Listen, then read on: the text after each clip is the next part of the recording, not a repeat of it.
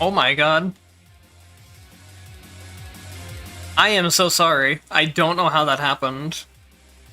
I swear I toggled my mic on when I took the Be Right Back screen off. You can hear me now, right?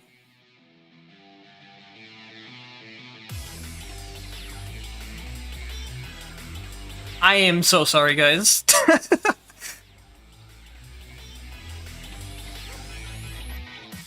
No wonder why almost everyone that was here left. I'm surprised there was like 10 people that stayed for that long. Yeah, sorry, hello, welcome to the stream, guys. It's good to see you guys here. I'm glad you said something about that.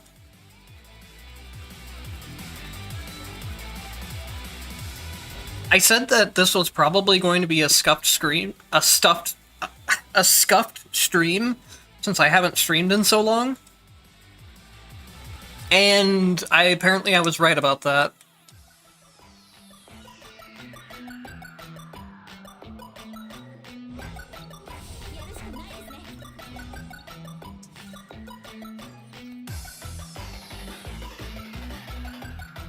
I guess at least it's good that we found this out now, and not after like 3 hours of streaming.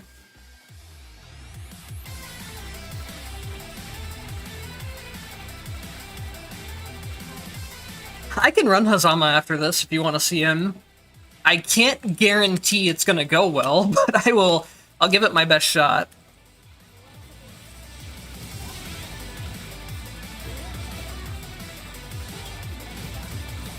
Yeah, you asked earlier, but this is the first run I've done today, so there'll be probably at least 2 more after this. And then other questions were like, if I played the demo. I have not played the demo. But I have seen other people playing it on Twitch.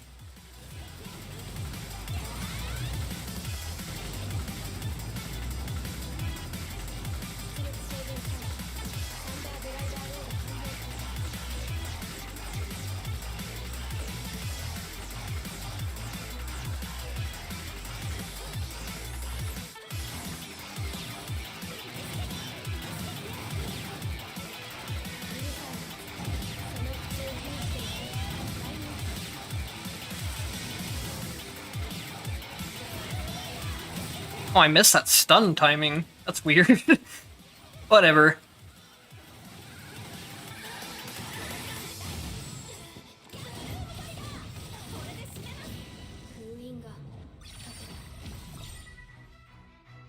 My Hazama used to be pretty good, but I don't know how it will do now. That's something we'll figure out. Yeah, I was saying earlier, I'm pretty comfortable playing on 100 Transcendence still, but the part that I'm scared of is Transcendent Susano, because Susano is actually pretty difficult in this mode, compared to normal runs where he's just kind of a non-issue.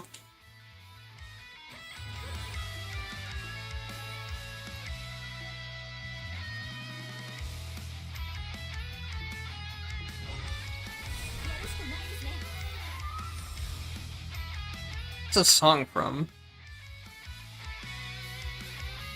I think this is from... Oh, it's from Arcadia Legends. It almost sounds like a Sonic song to me. Like, the motif at the beginning really reminds me of Sonic.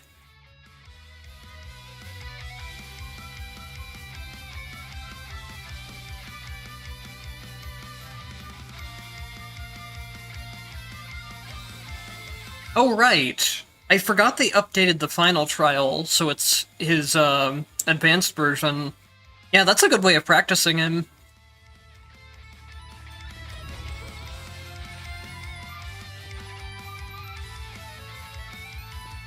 Naoto will most likely be DLC like the other characters, but we don't have confirmation on it yet.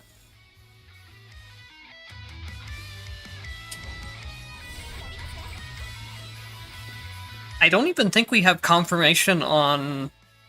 We have it confirmed that PC will be getting the X update, but I don't think they ever said if it was paid or not. Ooh, I don't want to do this. I guess we're just going straight to Susano. Normally I would fight both the bosses, but I'm not fighting that guy. I'm not doing Reki either. Reki will kick my ass, I know that for sure. Normal Reki, I might be down for it, but Transcendence Reki... Nah, we're good.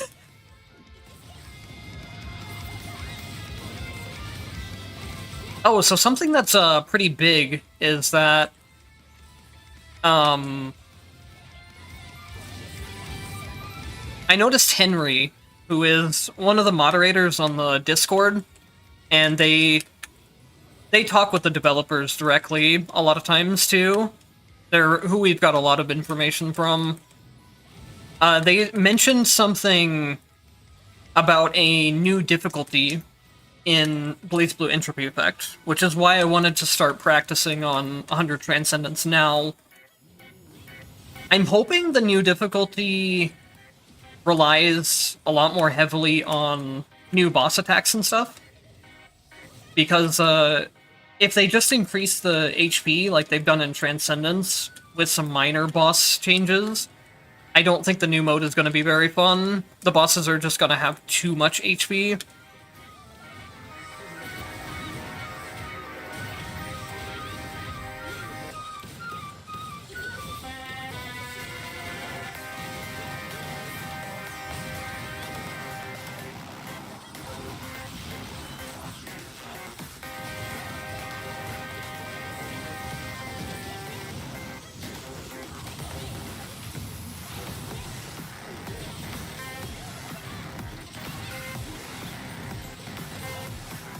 So far, so good, but third phase can just end the whole round.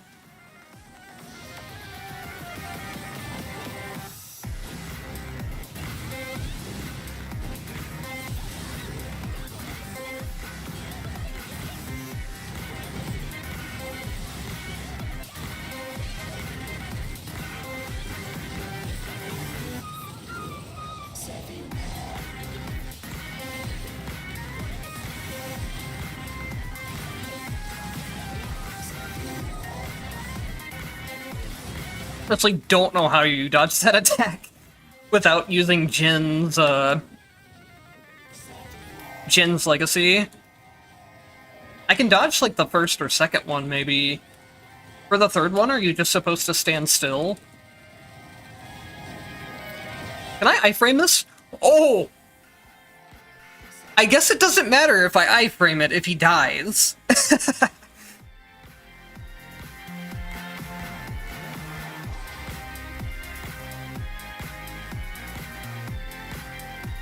Yes, I have a Discord server.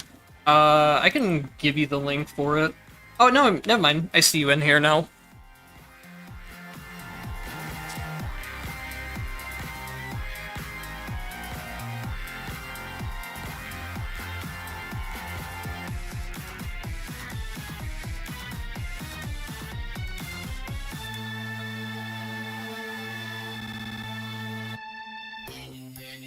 We can even inherit this.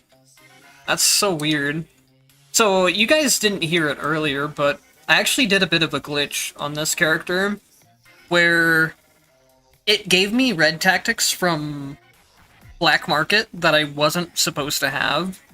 Like, I had lightning orbs, and I didn't have shadows at all, but the Black Market that gives you 5 red tactics, if you're really close to... Or, the Black Market that gives you 5 tactics, if you're really close to being maxed out, but you're not maxed out yet, it will give you red effects that you don't have the secondary effects for. It only checks if you have the primary thing. Which is funny, because I could now even inherit them. But I'm not going to be saving this character anyways. One thing I want that I've seen from the Entropy Effect X demo is that you can delete Evo types before selecting their tactics. which is a small time save, but it's a nice thing to have that should have been in the game a long time ago.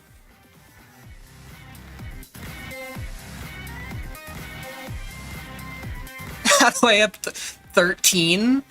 I didn't notice it was quite that high. It's from Transcendence, by the way, though. If you look at Transcendence, Evo-type Legacy Tactics refresh count increases with entropy value. So, I think you have around 10 or 11 if you're playing on like 75 to 80. On 100, you're all the way up to 13, which is super nice, because it means you don't have to RNG manipulate and do all those weird cheesy runs where you only pick up certain tactics.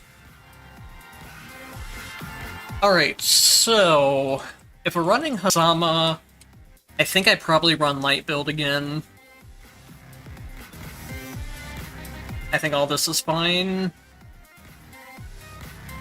I would like to have more MP, but I don't know what I would give up for it.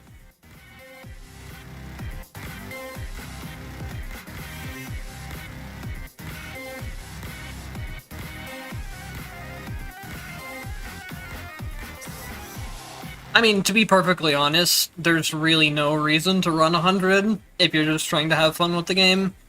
I think 75 is so much more fun, which is, based on something I saw, they might be changing it. So a couple of these entropy effects where like exchange spaces are hidden aren't there anymore. And I think they're changing for shop being hidden too.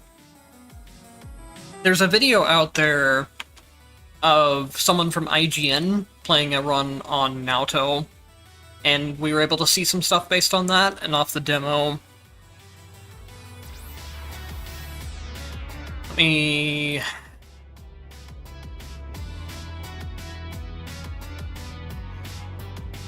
I want to show you guys the stupid-ass damage that Naoto does as well. It's like Bullet on crack, almost. We thought Bullet did a lot of damage, but the damage I'm seeing out of this guy is disgusting.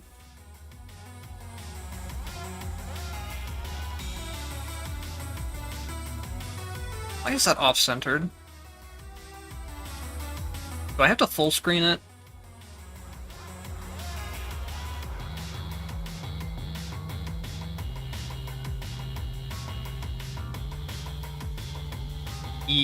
No? Why is my browser fucked up?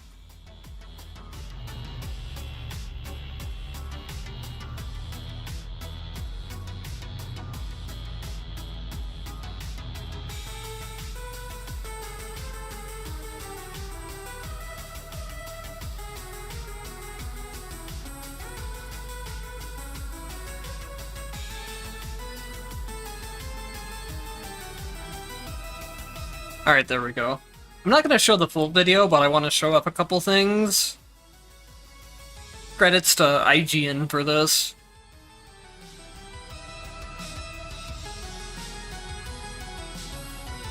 I don't remember where he does it. There's a move he has that it just, like, hits full screen. It's insane. And then, like... Look at his damage at the first boss fight. He is running, like, full meta tactics. He's running Ice on attack and probably Rending Impact for skills. But just look at this shit!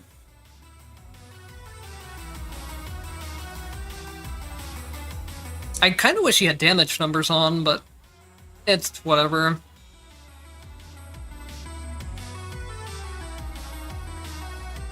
And then he has like a version of Black Onslaught as well, which just does ridiculous damage. Like, this move that he does right here... Oh.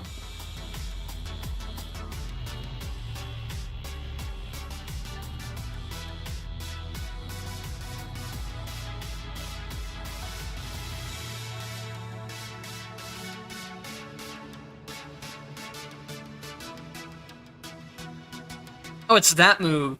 You can't see it as well right here, but it's like his aerial version of Carnage Scissors. At some point he uses it and it hits like full screen.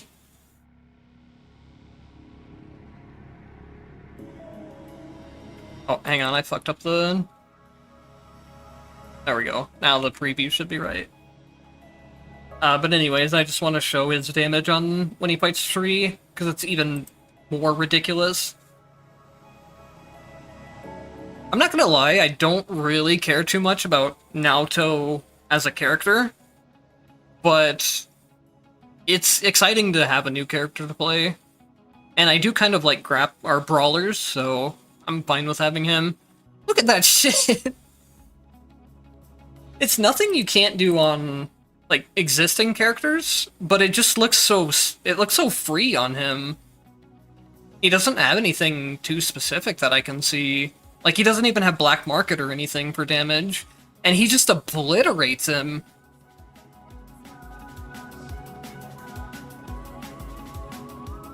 That's a good question.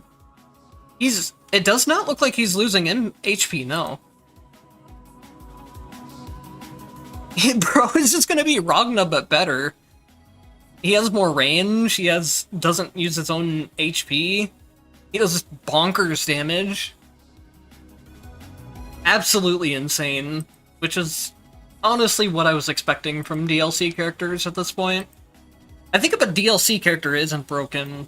Well, it's kind of weird, though, because Hazama's a weird exception, where he is broken in iframes, but his damage is really underwhelming.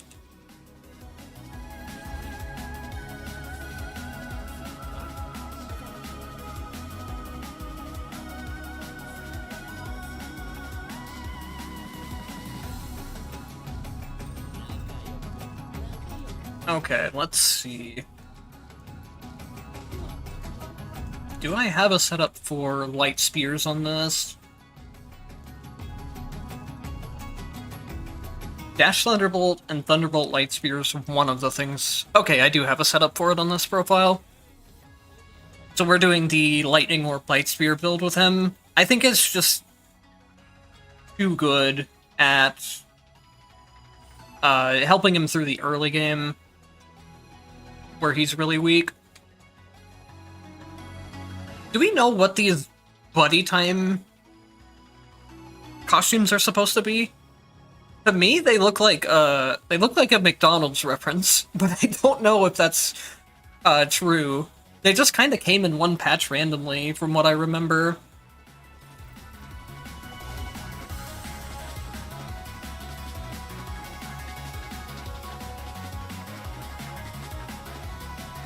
Yeah, I don't disagree with you there. Having the low damage does let you style on enemies a lot more. I just think Hazama's early game is miserable. His dash isn't that great. His attacks have no range. You don't have any of your MP passives yet. Which is why I just let the Light Spears and Lightning Orbs carry me. They can legitimately just kill things on their own. I don't have to attack when they're up.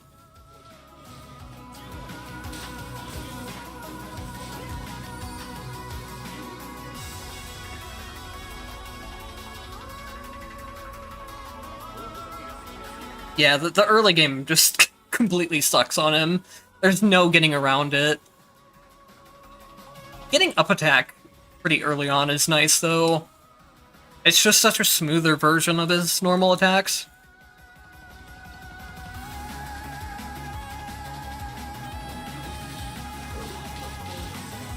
Why are you in super armor? That was weird. Unless maybe my lightning orbs were canceling hit stun.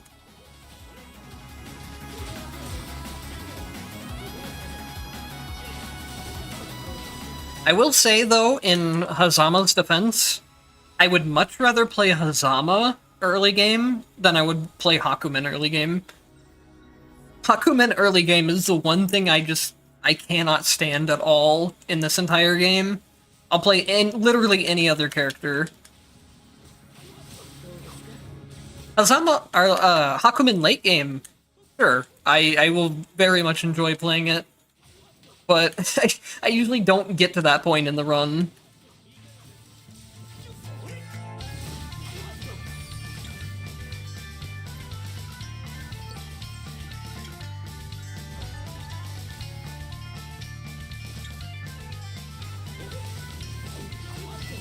I think most people either, like, they just really enjoy Hakumen, or they don't get the playstyle at all. Which makes sense, because he's so much different than the rest of the cast. Tokonoe has a little bit of a similar problem, but not as bad. Tokonoe feels pretty different to play too.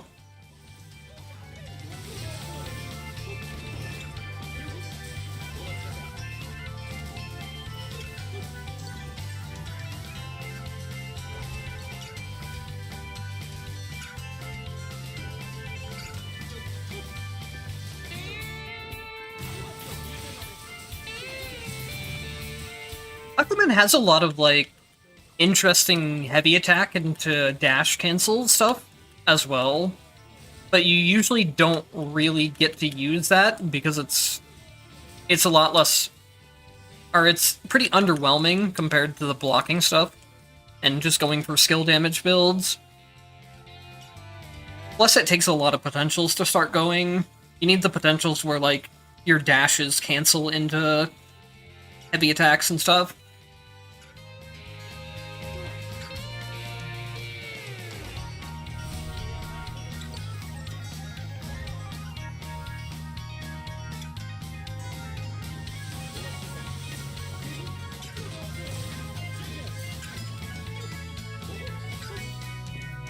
Usually for MPs, I run base MP and then MP per debuff removed. Though removing debuffs can be a little bit hard if you never perfect clear a boss. So it's kind of hit or miss.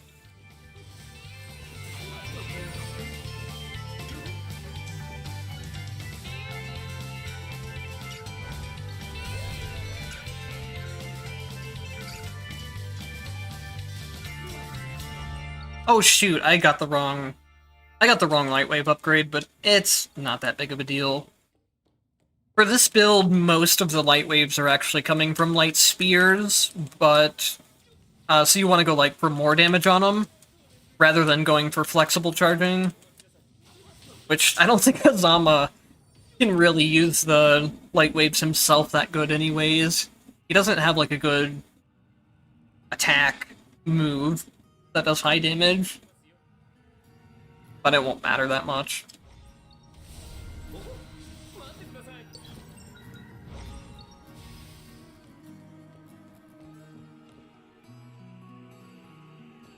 Oh god, doing a tacticless run on Hazama was one of the worst things I've ever done.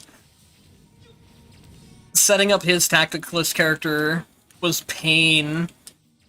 Honestly, Jin's not much better either. Jin relies so much on tactics and having max MP to do his damage.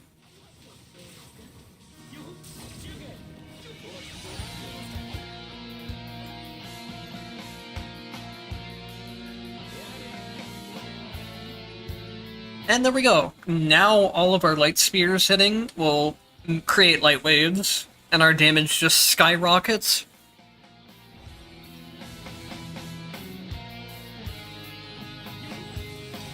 Not everyone, honestly. Like, I could play Lambda without tactics, and I don't notice much of a difference.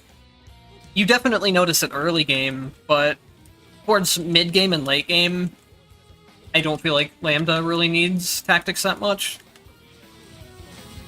Same for, like, Ragna doesn't need them particularly a lot, because he gets a lot of his damage from Blood Cane. But yeah, to some degree, you'll always notice a difference of having tactics or not.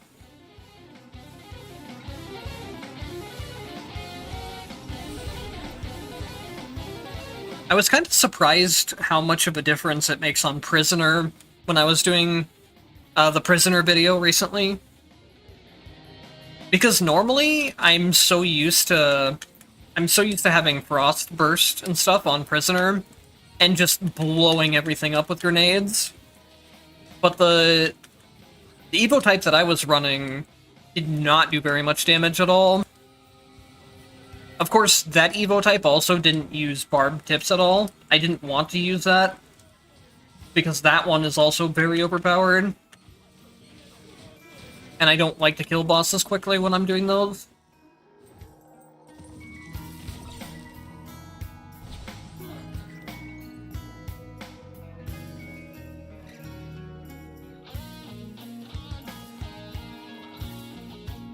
Yeah, Prisoner's OP for self-healing.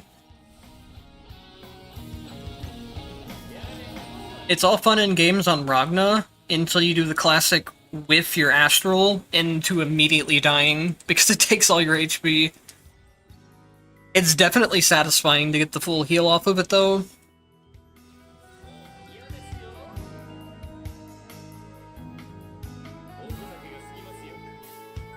Oh, this would be so good. Do I have all the red tactics I need? I wish it would let me open the menu from here. I have Light Spear, Light Wave. I have Lightning Orb, Thunderbolt. I have Thunderbolt, Light Spear. I think that's the main combo.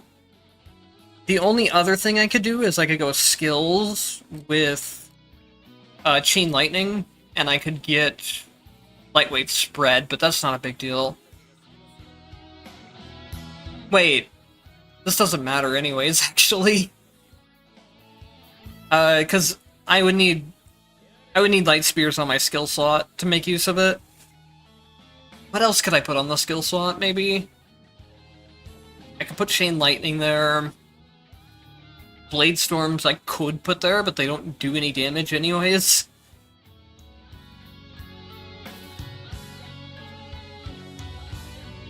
I could put Hail on there for the memes, I guess. Fuck it. If I see an ice stage, I'll look for skill Hail.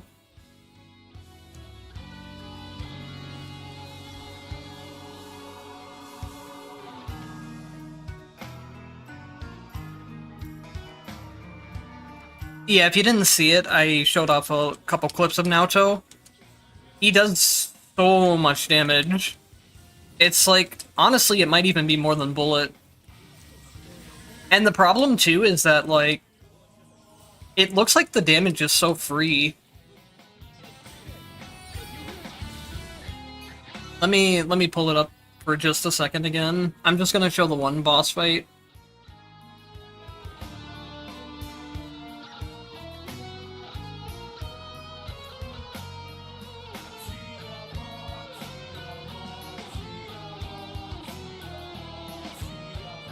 This is 100 Entropy, so it's not as tanky as Transcendence, but it's got a good 100k health.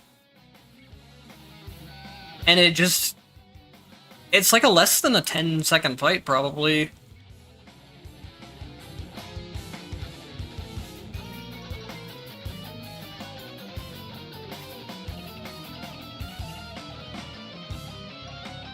It's not like he's doing real crazy combos or anything either. That's just his damage. I guess as far as we know, there could be some more mechanics to it that we're not able to see, but I don't know.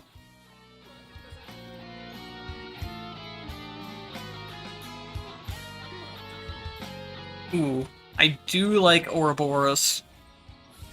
It's probably not the best thing to get early on, but I'm addicted to Ouroboros counters.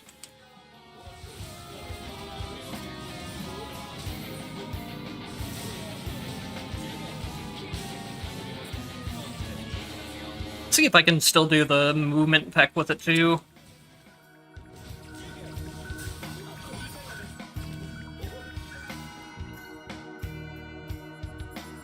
Oh, look what we got! The counterattack already. Perfect.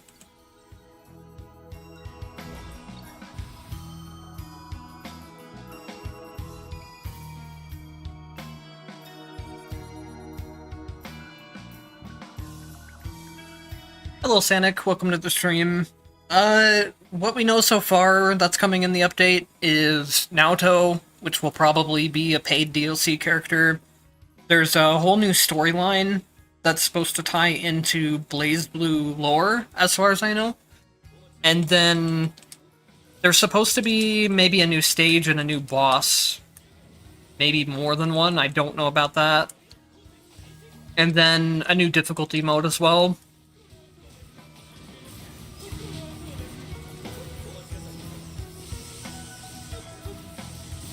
Man, it's not a fun time down there. Everything is just constantly exploding. From what I've seen too, it looks like there's some changes to the entropy settings. There might not be some settings for, like, hiding the stages or hiding the shop options anymore. But that's based on early gameplay, so it's hard to say for sure yet.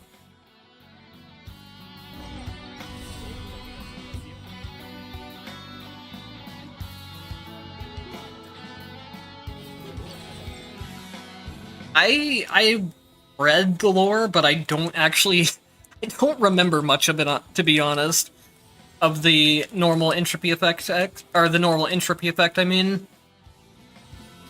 It's something like you're using the data of the characters to go and dive through these and find phenomena.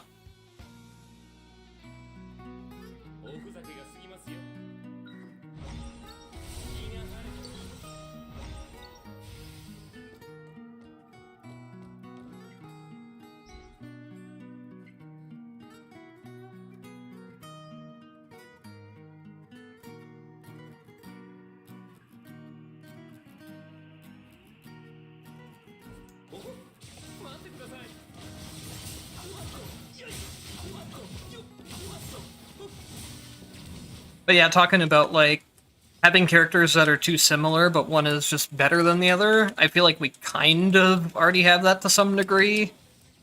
Like, Rachel and Kokonoe have a pretty similar game plan, but Rachel just does a lot of things better.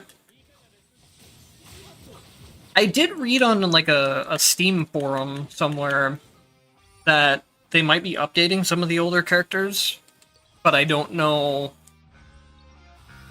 They didn't really say any details, if it would just be balance changes for damage, or if it would be any other types of changes.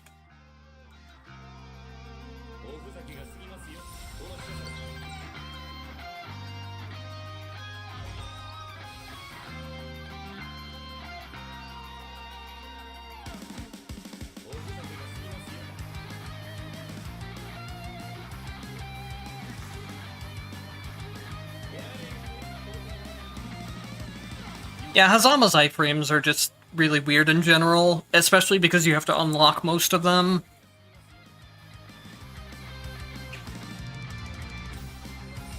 Hazama gets really fucked over if you don't unlock iframes, and then also get a lot of the MP-related passives. I don't... Wait. Oh, it's a Ascension. I was trying to figure out why it only discarded for 20.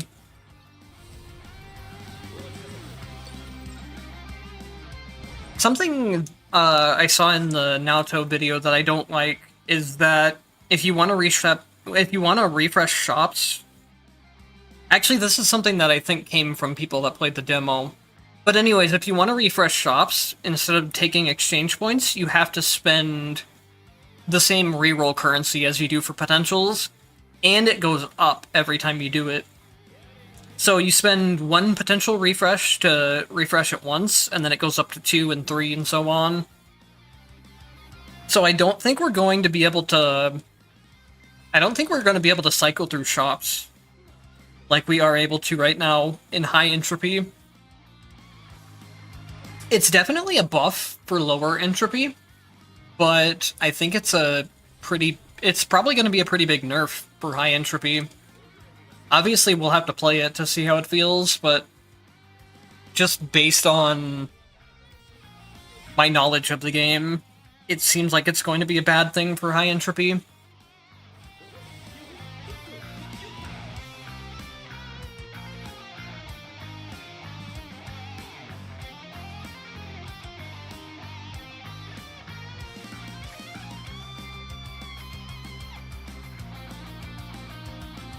Hello, Furio. Welcome to the stream.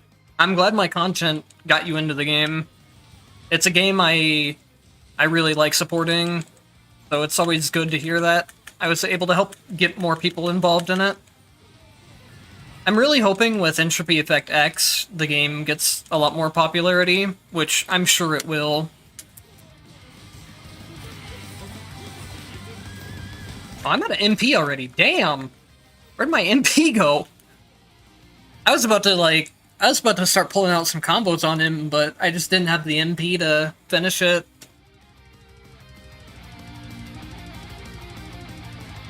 I need my MP passives, I guess. Counterpoint, I could take more combos instead. Let's search for some more MP.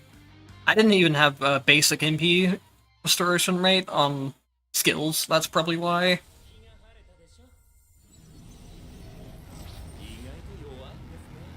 Yeah, good to see you too, groupie. Have a good nap.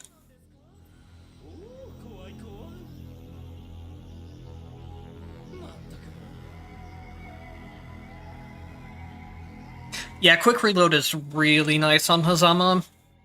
I think I run it a lot of times too, but I just need the tactics from Taukaka.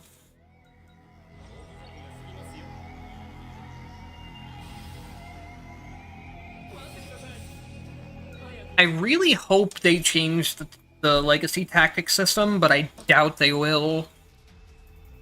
In the demo, it's the same as it was before, so I doubt they're going to change it at this point. Do we go for skill damage? Or damage scaling? I mean, Hazama really fucking needs it, so... It might lose me the run, but... if it pays off, it'll pay off pretty big.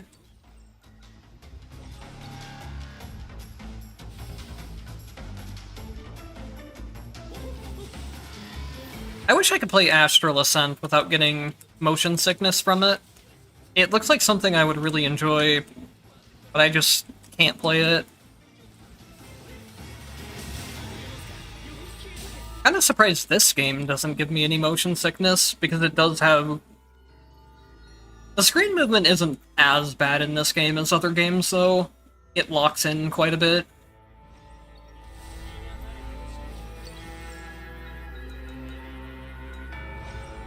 Ew, Toxin. Looks more like free money to me.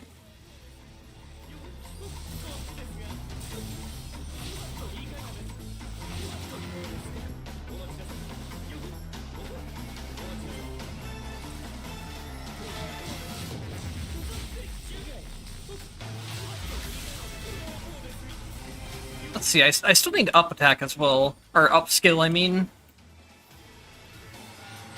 Other than that, I think I'm pretty decent on... I think I'm still maybe missing an MP absorption passive as well.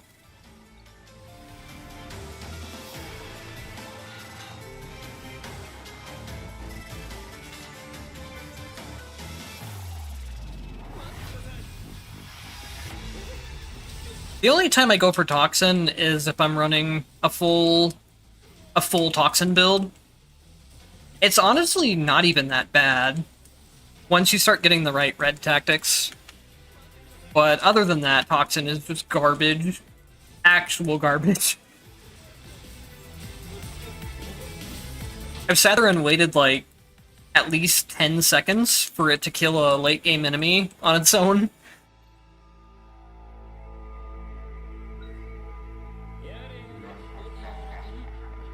I think I generally do like having the down plus dash as a follow-up for chain movement.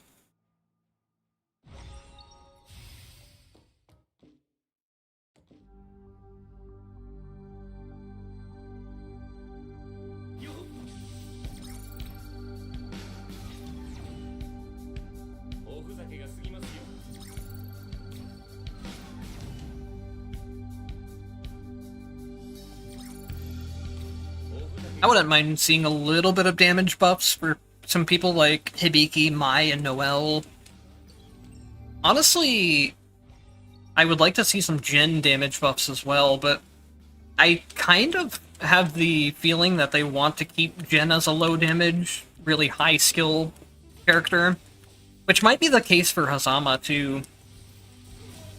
Technically, they did buff Hazama's base damage shortly after he came out, but I never noticed a difference in actual damage output when they did. And it wasn't a very large buff to the base damage either.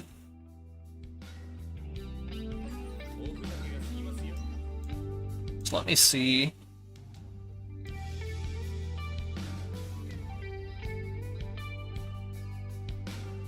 What do I need for this?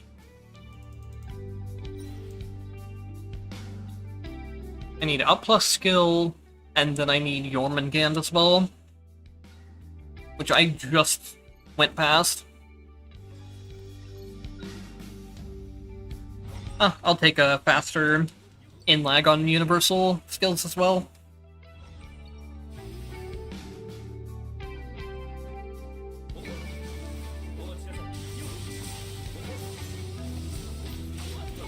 Oh, I definitely agree about Hazama should definitely have Ouroboros at the start of the run. That's something I wish they would do for every character, is just have a basic starting potential. Have Jin start with his sheath mechanics. Have Lambda start with some of her maybe up attack, since that's like her normal attack chains. Have S start out with her crest, that type of thing.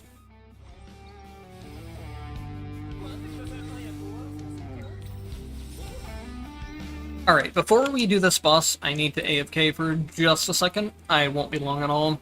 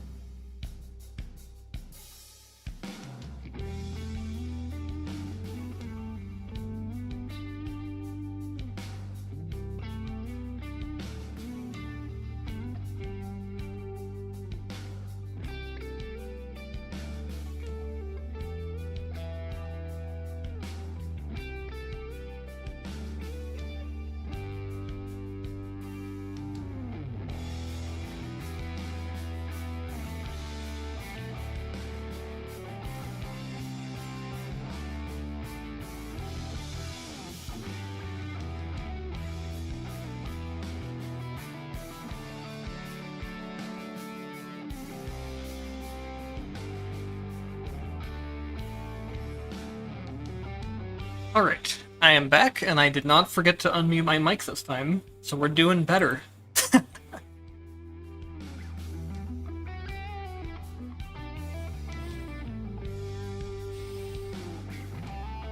My motion sickness is really sensitive to, like, almost any type of camera movement.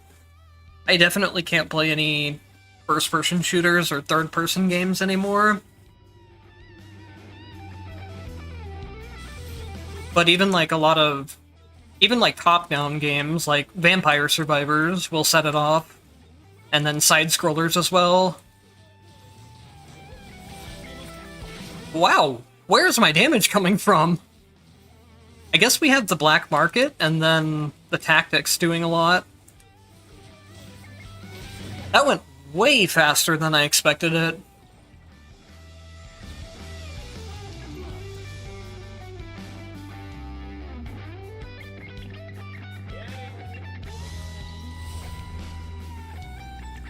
What's our damage at? We're at plus 75, so that's actually quite a decent chunk.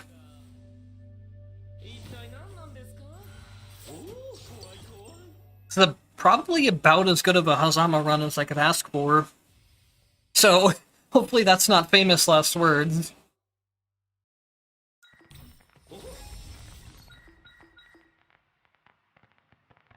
Let's see. Did I take the... Legacy will also trigger the skill trigger slot. So I was gonna find something funny for that. Skill Hail, there we go. So now, I should be able to just do like this, and summon infinite Hails. Hails are not strong by any means at all, but whatever. It'll do some free AoE damage.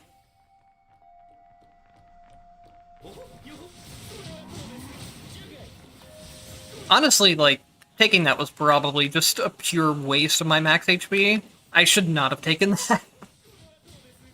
But whatever, we go for the... No, that wasn't my HP that I used there.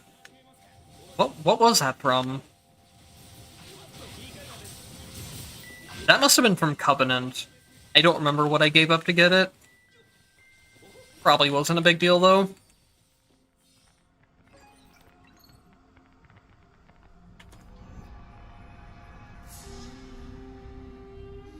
So now we should be at max for MP gains, so I really shouldn't have too many MP problems anymore.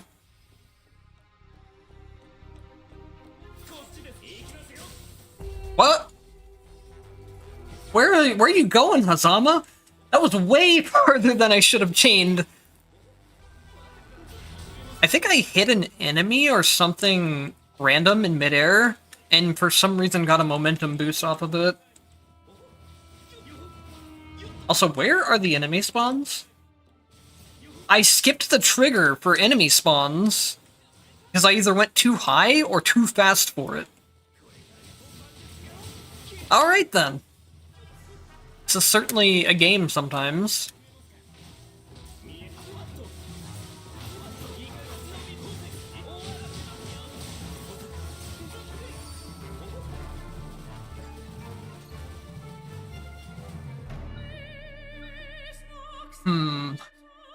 I don't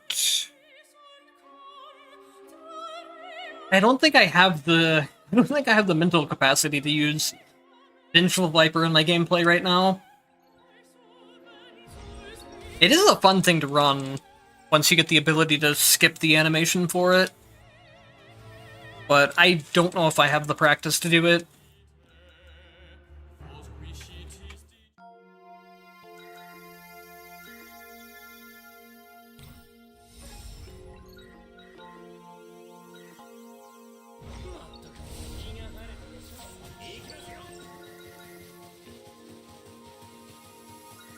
I really need some max HP.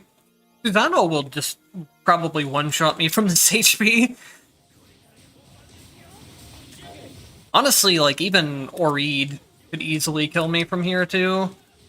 If I get in a bad position and get hit by multiple lasers at the same time. Oh, that was close.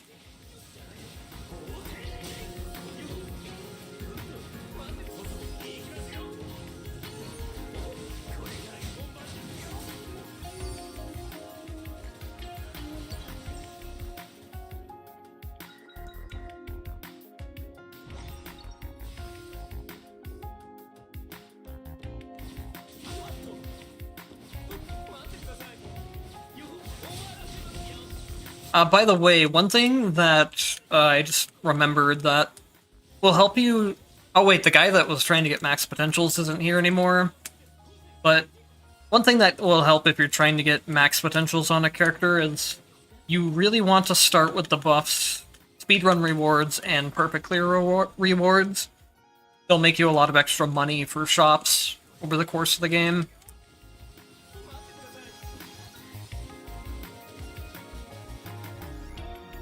Oh, welcome back, Nando. Did you hear what I just said? I just gave some advice on getting full potentials.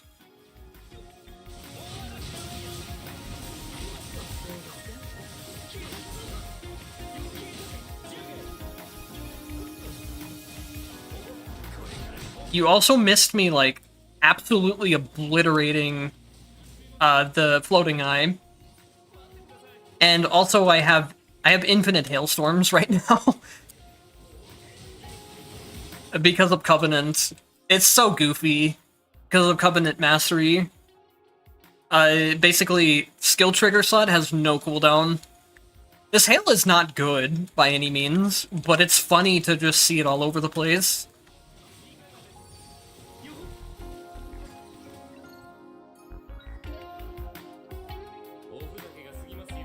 Oh wait, now we have maxed out MP absorption rates. I thought we had it before. Asama's so fucking weird. There's like 5 different passives that all have to do with MP absorption rate. I don't know why they decided to make this guy so unnecessarily complicated with his hidden effects. I swear he has like as many, if not maybe more, hidden effects as he has actual potentials. But anyways, when you're doing your max potential runs, you want to make sure you buy speedrun reward and no-hit reward from the janitor for starting buffs. Because you make a lot of money off of those by the end of the run. And then if you ever find... I think it's a Covenant. One of the rewards from Covenant or Black Market is that you can reroll shops twice for free.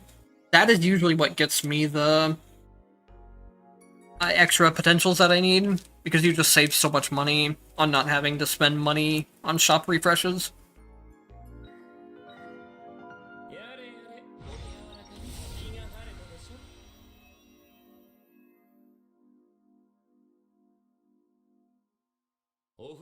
Yeah, hails do have decent utility for just putting enemies in hit stun, which is a lot of the reason why I took it over something like Blade Ring. If I had taken Light Spears in my skill slot, then the build would be insane right now. Because every time I spawn Light Spears, they create light waves, and I would have them on no cooldown. But I don't think we need that extra damage, based on what I did to Floating Eye.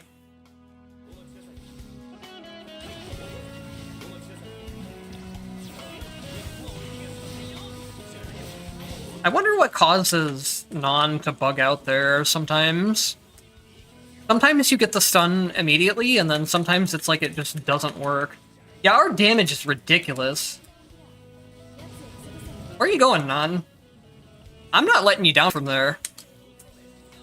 I got a counter too? Hell yeah. We're gaming now. She can't fall because she's getting hit by the hails.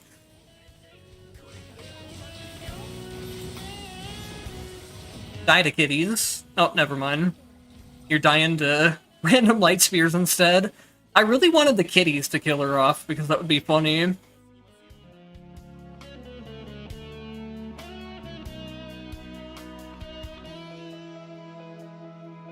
Before I did occasional, like, community days, yeah.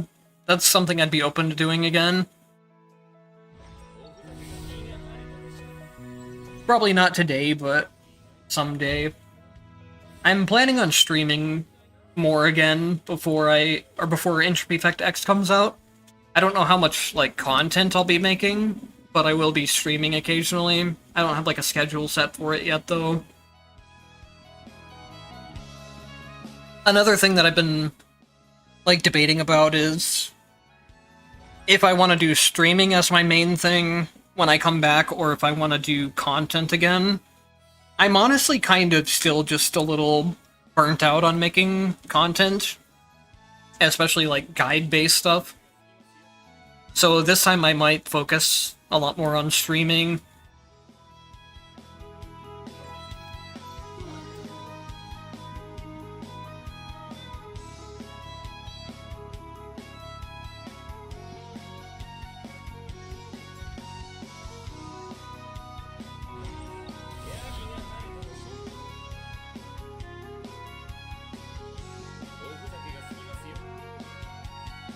Hitting a counter on non-fire bite when she's in midair is one of the most satisfying things to do.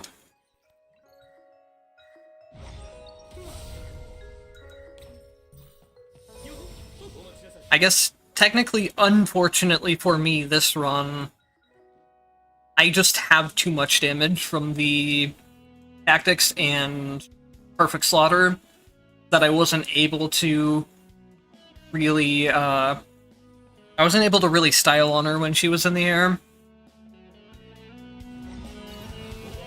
All of these hail hits are also canceling, like anytime I try to do a knock-up combo with up plus skill, which is how I normally combo with them. So, we're a little bit suffering from success. I think I wonder how many refreshes I have left. I'm still missing the potential that makes up plus skill have more size, which I guess isn't a huge deal, but it would be nice to have, just to round things out. Ooh, I thought he'd be dead. Good thing I did the extra dodge there.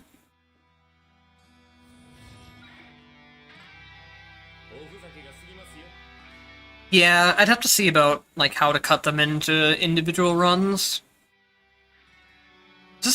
Yeah, this is Elevator Non, it should be fine. It is Transcendence Elevator Non, so it can be a little bit dangerous for melee units. But, fuck you, I have counters. And iframes. And apparently a lot more damage than I'm used to having on Hazama. It's so weird seeing Hazama do this much damage.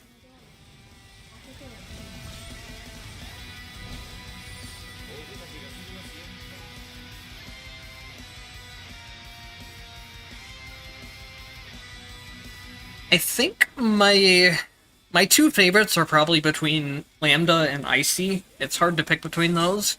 My least favorite is definitely Hakumen.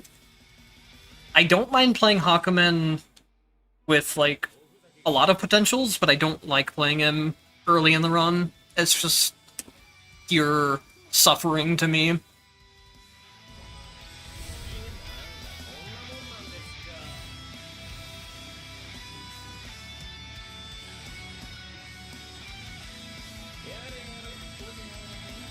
I would not mind getting some extra HP. I probably am going to fight the other optional boss too, unless it's Floating Mine.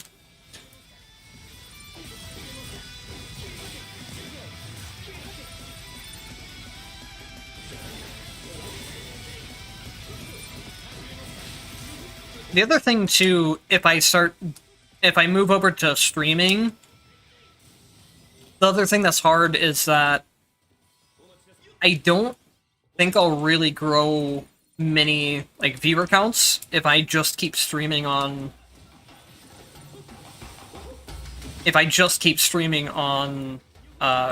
YouTube. Because it's, like, basically impossible to find streams on this unless you're already subscribed to me. But if I go over to Twitch, then I don't have, like, the monetization setup that I do here. Which isn't my main focus, but it's nice to have. I can maybe do both. I honestly don't know how multi-streaming works at all. If it's doubling, like, the bandwidth that I have to use to stream, there's no way I can do it. I just don't have good enough internet for that.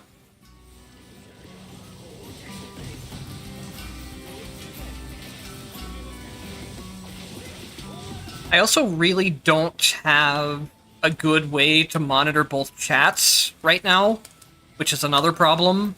I don't have a second monitor. I use my phone to monitor YouTube chat.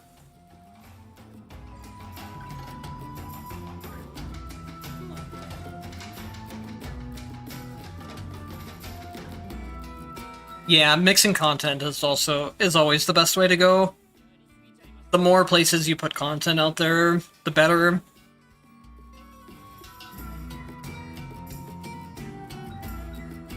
I had a blue sky at one point, but I was having so many problems with blue sky and just... it wasn't uploading... it was either like it wouldn't upload videos there, even short clips and stuff, or the problem was that it would upload them, but they looked like they were in like 240p, which I think was a problem that like a lot of random people have. Some people have it and some people don't. I don't really like using Twitter at all, but I could use it if I had to, I guess.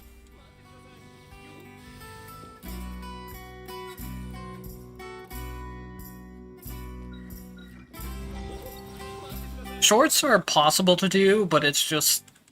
YouTube has made it so awkward for no reason. In order to make part of one of the streams into a short, I have to specifically do it from mobile. There is no way to do it from PC, which is really stupid. So I have to go through the pain of doing it through like mobile controls and trying to type everything up that way. Which is a lot of the reason why I only have like one stream clip, I think. I have the one from where I skipped Reki's phase. That one had to be clipped, for sure. So I don't know if there's going to be like a similar problem of if I need to take a chunk of the stream and try to save it for like a run. Because I don't actually record... I don't locally record the streams, since it puts a lot more strain on things. My PC is probably capable of it, though, if I need to. It's just something I'd have to test out.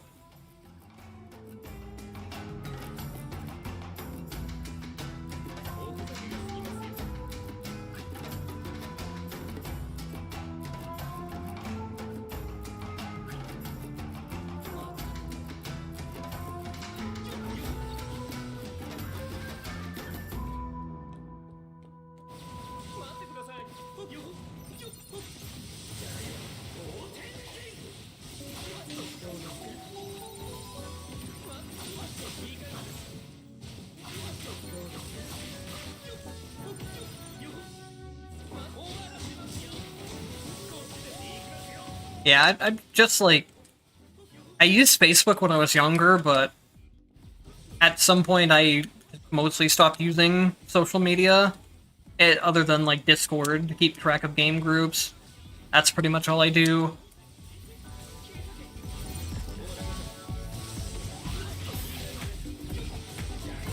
I'm not at the point where I really care about sharing stuff to random strangers.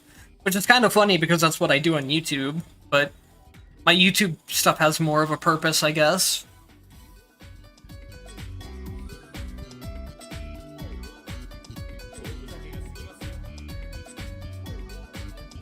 I haven't done 2 boss fights, have I? I'm not going crazy, right? I did Elevator Non, and that's the only boss fight that it's shown me. Which is really weird, because usually it shows both boss fights really early on.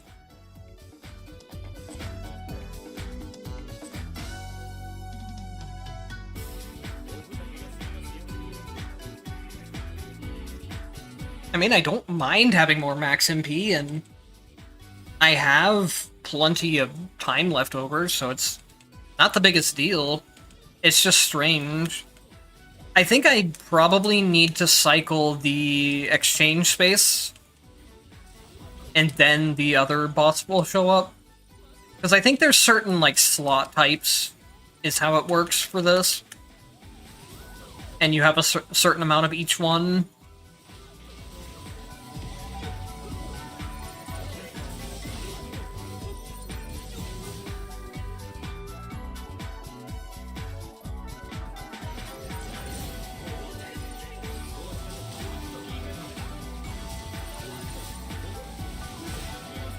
Yeah, I've never been like...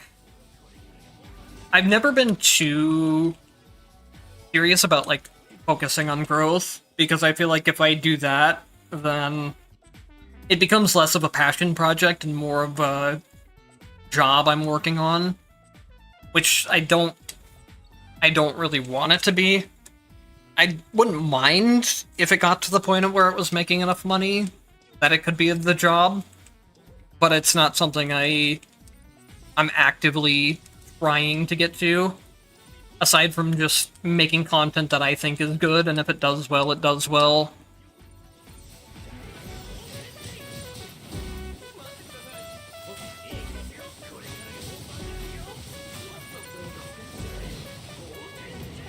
But at the same time, I don't want to, like... I don't want to actively back myself into a corner where nothing is growing at all. So I think your idea, though, is instead of doing my normal commentary runs, if I'm going to move more to streaming, is just switching some of the good runs into their own videos and then doing the streams. That way people still subscribe when they search for videos, and then they come for the streams. Okay, where is... Let me cycle this. That must be where the other boss is hiding. Unless I'm just crazy, and I did 2 bosses already.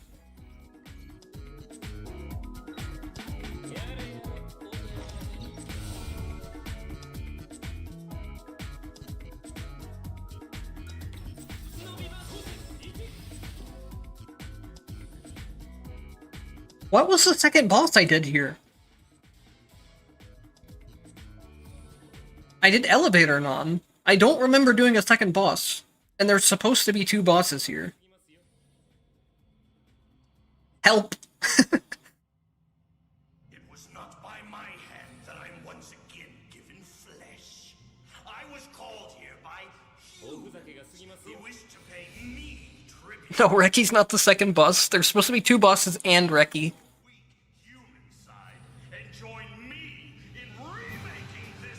I don't think the 5 random tactics... the 5 random tactics is good if you're already close to maxed out, but I don't think it's good otherwise. I would say take another option. So here's the thing. Do we throw the run to try and do Reki with all this damage?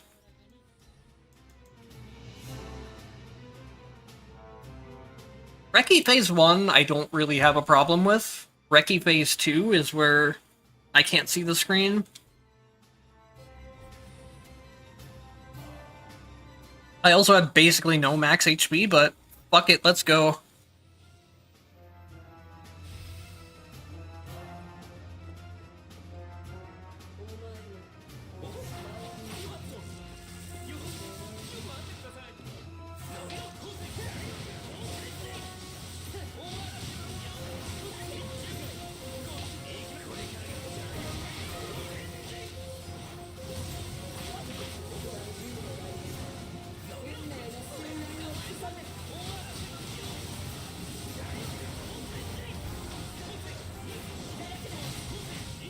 That's not a counter. I disagree with you, game, but you know best, I suppose. There was something really weird I saw someone do on a video where in that, like, where she stomps down and does the lasers on both sides, or the lightning on both sides. They just, like, stood in the middle and didn't take damage, which is what I was trying to do there, but it didn't work.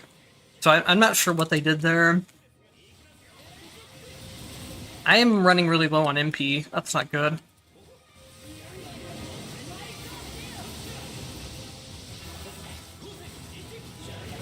As long as I don't run out of SP, though. SP is the... Oh, got her! Picked her out of the air, too. As long as I don't run out of SP, I'm okay.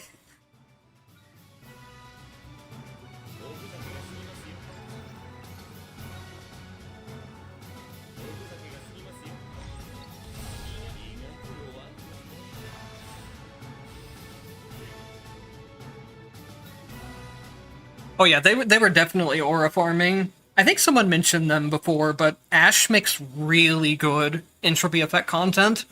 They don't upload nearly as often, but their fights are something else. I'd say my fights have a lot of more chaotic nature in them, whereas Ash's are just very well calculated moves.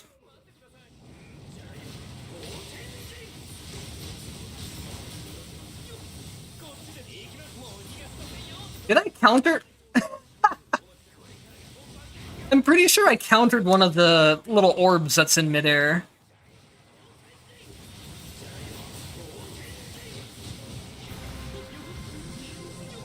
Wonder why my MP is not as infinite as usual. Maybe the basic skill isn't as efficient in MP absorption as up plus skill is. I don't remember. I can't knock him up! There's too many hailstorms! I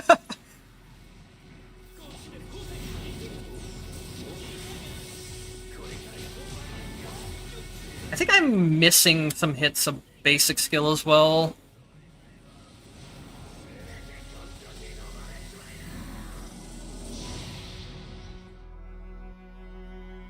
Hello, Fung. Welcome to the stream.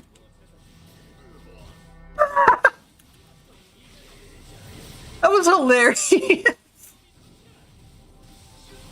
Oh, I'm laughing too hard. I need to pay attention. That didn't count as a counter?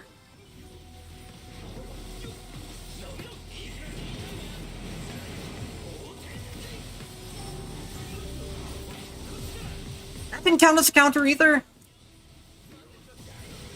I feel like the really short range canes are harder to get the counters off of sometimes. That wasn't a counter? Whatever. We got him. Not even close, I wasn't worried at all, guys.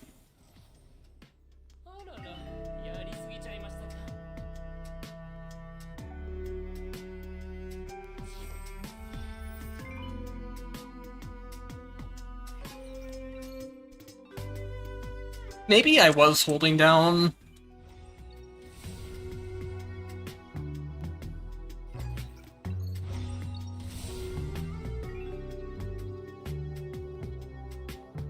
I know I wasn't holding down, because I didn't have iframes or counter, I just ate damage. Well, that's 2 out of 2 runs, done on 100 entropy, or 100 transcendence, which I don't know if I was expecting to beat both of them. That Hazama run was just broken, though. There's less to do with my gameplay and more to do with the black market.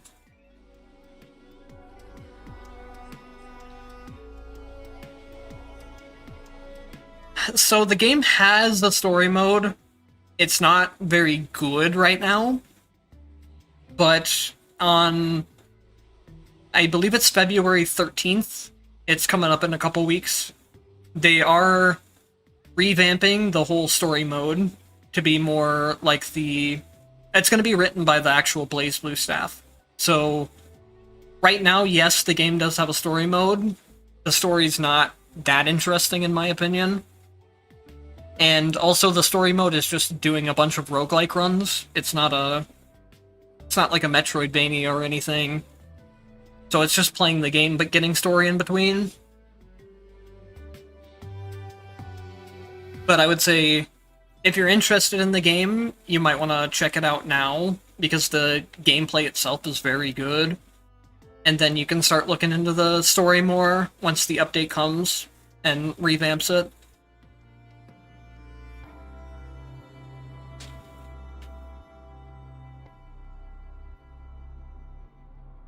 Alright, let's see. We played Noelle, we played Hazama. What are we feeling next? Any suggestions of what people want to see?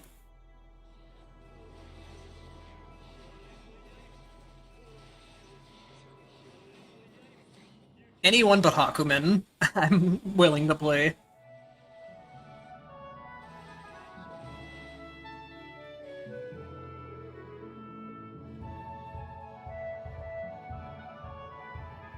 Prisoner? Alright. I don't know if I'll be able to do anything as crazy as what I was doing in his mine trial video, but I'll try to at least do some fancier stuff once I get the early setup. We're going Frost.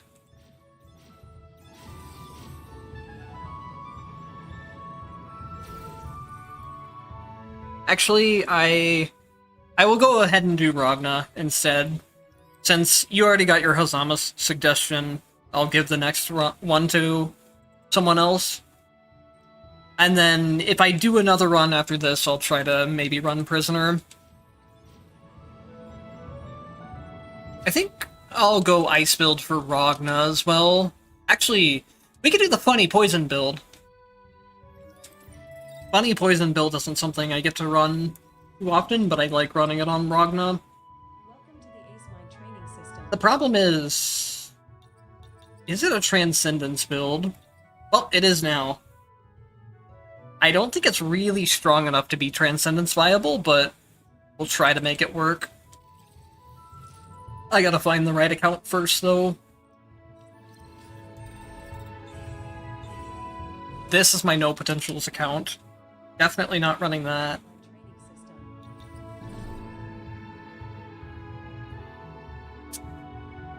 One thing that I've seen on the demo is that I don't think the storage is any higher, which I really hope they increase the amount of Evo types you can have on one account.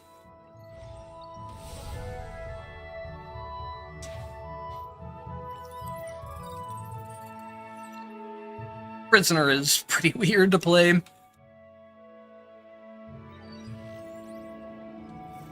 Though, if you just go for full Backpack 1, you don't really have to worry about anything else. Backpack 1 with Skill Ice and Frostburst, and with the grenades, just melts everything.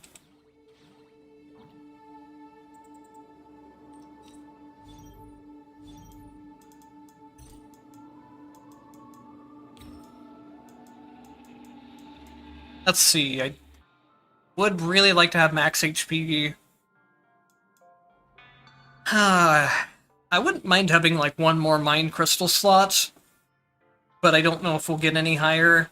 You already have quite a bit of power from Mind Crystals, so I wouldn't really expect them to add more slots.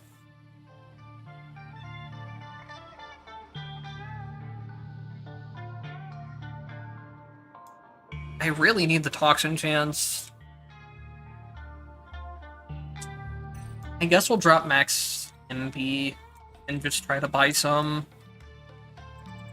I'll take fast skill MP recovery to help with the MP on normal rooms. And then normally I run Lambda because Lambda gives him a ton of MP, but I don't know if I'll be able to with what tactics I need.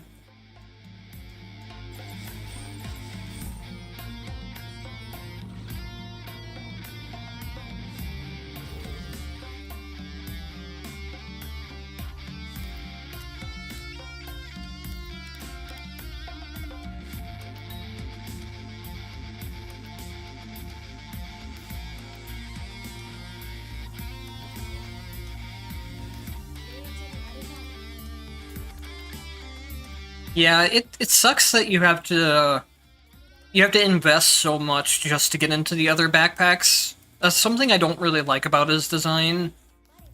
I wish the other backpacks were unlocked from the beginning.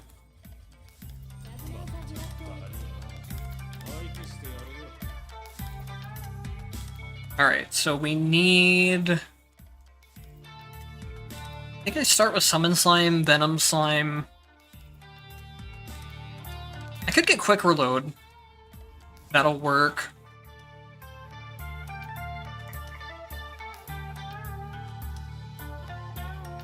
Starting out with Pufferfish Toxin Bombs is also pretty useful. But I guess I'll prioritize the Quick Reload.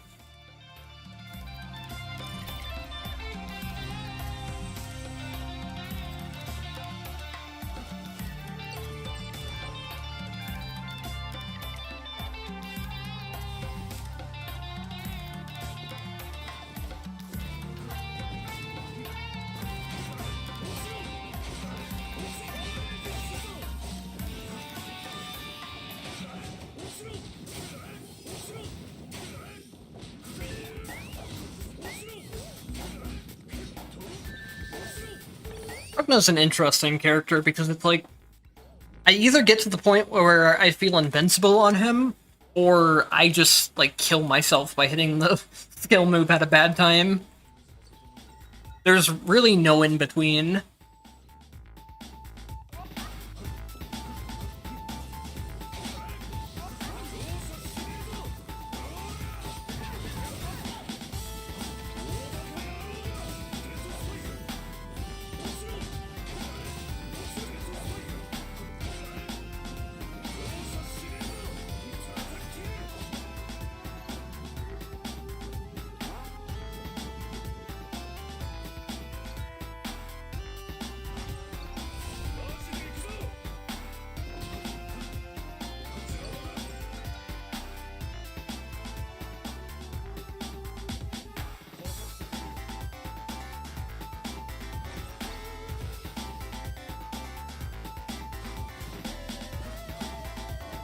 How do I manage so many Evo types? Autism?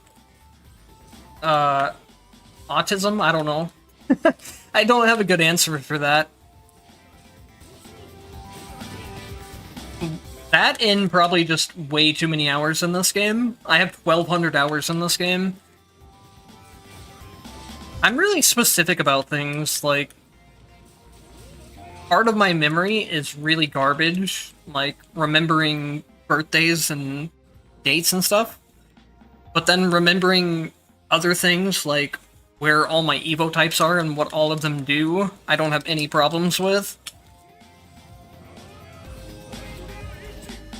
I guess it also probably helps that I don't play a lot of games at a time. I mostly focus on a couple of games.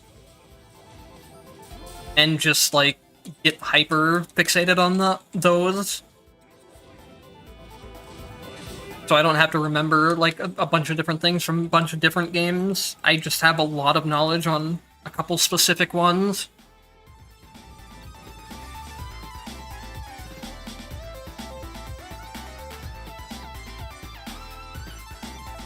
Oh, that's what you mean. I thought you were asking, like, how I have multiple profiles full of characters set up. Trying to base them for both tactics and characters is just kind of a lost cause, honestly. You can do stuff like Jin is never going to be bad on any character besides Hakumen. So putting all of your legacy tactics on a Jin isn't a bad idea. Unless you're, like, wanting to play Jin often, too. But, yeah, a lot of times you'll just hit times where you'll want the tactics for a specific character, but you won't really care for the legacies, and that's just kind of how it goes. I wish they would separate the two things, where you were just, like, able to pick from any unlocked tactics, and then have the legacy characters' passives and skills be separate from it. Because, exactly like you were saying, there's no way to have the best of both worlds.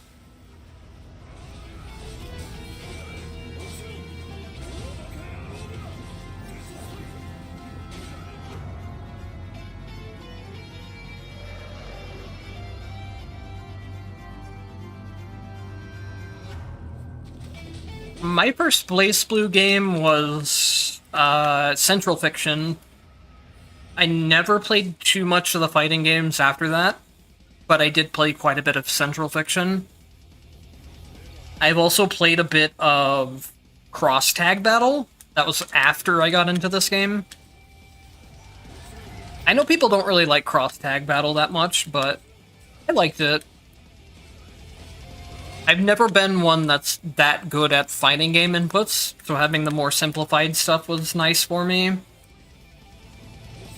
I can do inputs on platform fighters like this and like Smash Bros and stuff, but fighting game inputs have just never clicked for me.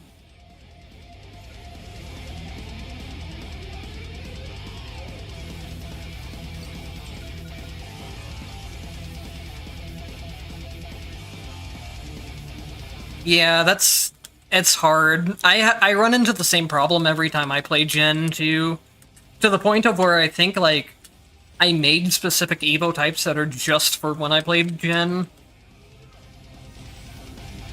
Lambda's another one that I put in a lot of Evo types because her passive is so universally useful. That, and I also like playing Lambda, so I ended up with a lot of Lambdas.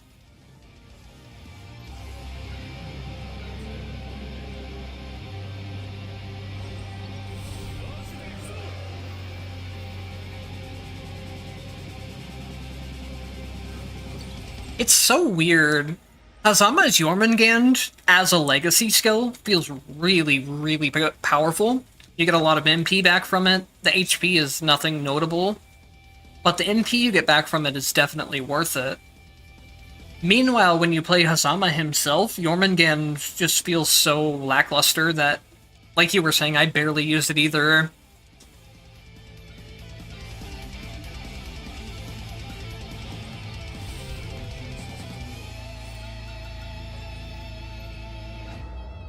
Ooh, Bloodcane, here we go.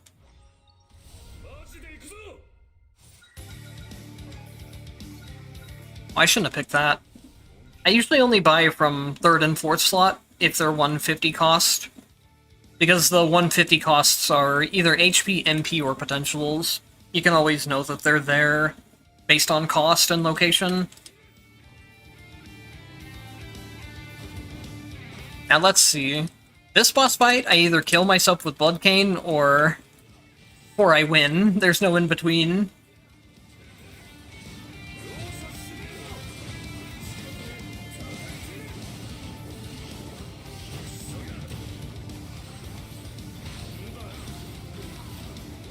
Oh, I don't have triple dash. That is what's making this a little bit more awkward.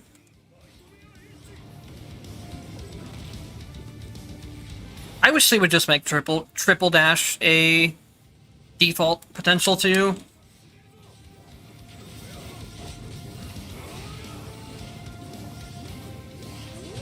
I don't like having your basic movement options locked out to a random potential. That's just pure RNG.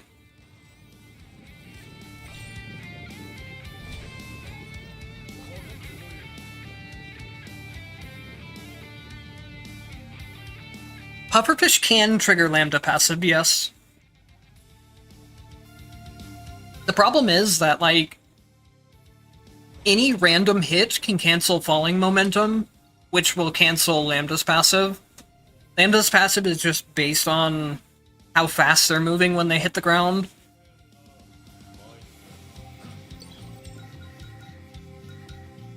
If I care about Trial, like, I guess we'll see what it is.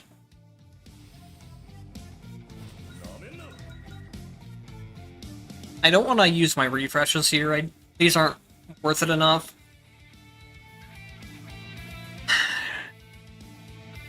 Normally this is like a best-in-slot trial, but Ragna does not have the means to do a lot of hits. I guess my tactics technically kind of do already, and they will even more. We should be fine. The tactics should do enough hits to make up for my lack of them. I do also have dash attack, which is pretty good multi-hitting.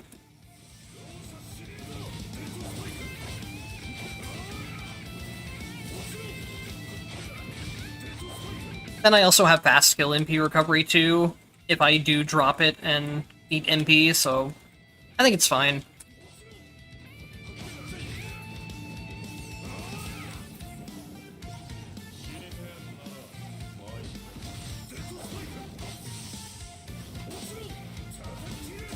Oh, there I go, suffering from not having MP already. Maybe I shouldn't have taken it, but it's fine. We'll manage. I could also start looking for dead spike upgrades and just not care about MP at all.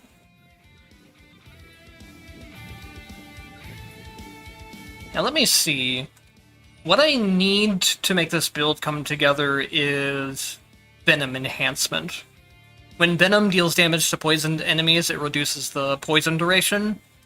So I need to actually start going into poison, as terrible as it is on its own.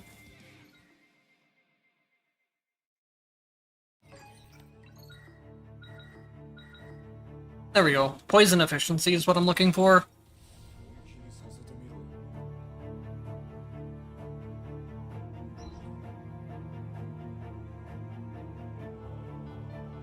Yeah, I like having max debuffs and buffs from Trials, but I don't think that it's worth refreshing for it.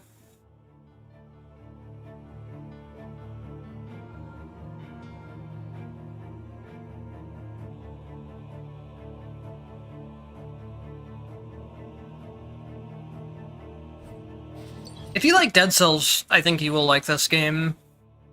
I haven't played Dead Cells personally, so I don't know a lot about it. I think this is more like combo-oriented. This game basically plays like if they made a fighting game character into Smash Bros. That's like one of the best ways I could describe it. Inputs in this game are very simple. You don't have to do any, like, fighting game semicircles or anything like that. You have your attack buttons, and then you can get stuff like up attack, down attack. You can get dash attacks, and then same for skills. It's a very simplified version of the fighting game. Same characters, same design. The characters feel a lot of the same way as how they play in the fighting games too, just with a lot more simplistic controls and with platform fighting gameplay rules instead of fighting rules. Yes, Dead Cells is also, from what I've heard, it's way harder and way more punishing. This game does have some difficulty to it, but if you get enough knowledge of the game, you can knowledge check through a lot of the difficulty.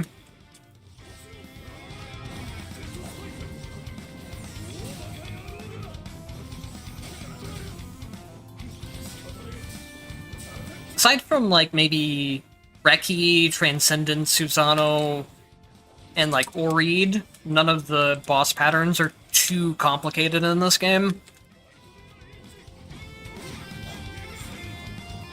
Arakune can be a bit much to get used to when you first start playing, but I don't think he's that bad.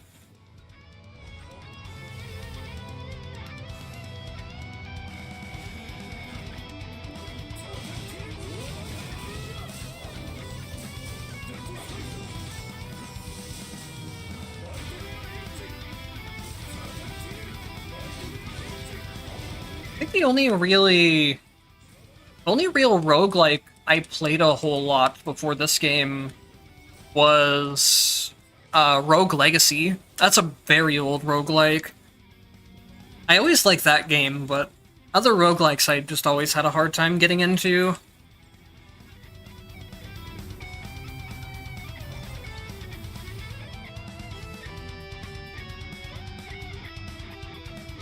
Oh, Hades is harder than Dead Cells, okay. I thought Dead Cells was pretty challenging, but like I said, I don't know much about the game.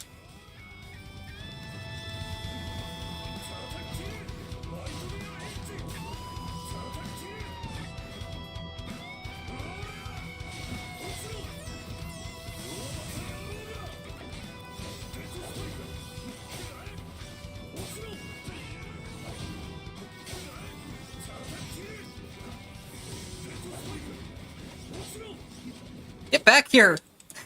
The one thing I don't like about pufferfish is when it starts lifting them out of my attack range.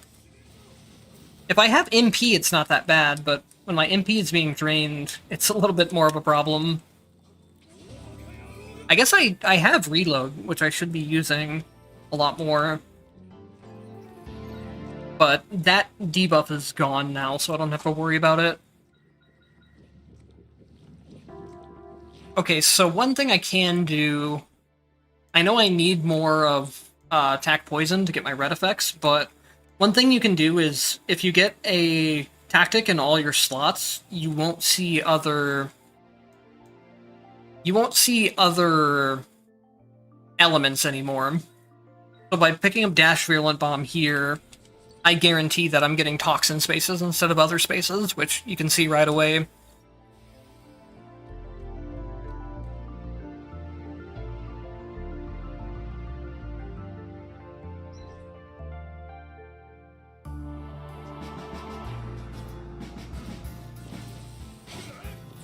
So I understand that that sense of like generated content.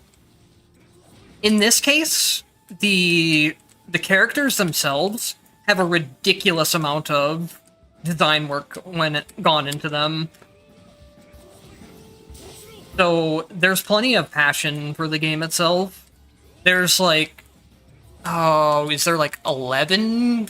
I want to say there's somewhere around 11 characters already in the game.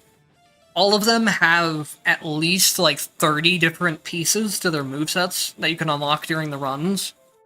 So that's where most of the development time goes into, is creating these characters. These characters also play buttery smooth. It's one of the best action games I've played, in my opinion.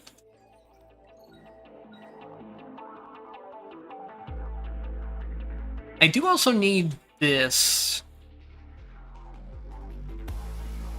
We'll go ahead and take it. I'm kind of worried about... Oh, another Toxin space, nice. I'm kind of worried about not getting the next red effect before the next boss fight. Because I still need at least 2 more Toxin spaces for it.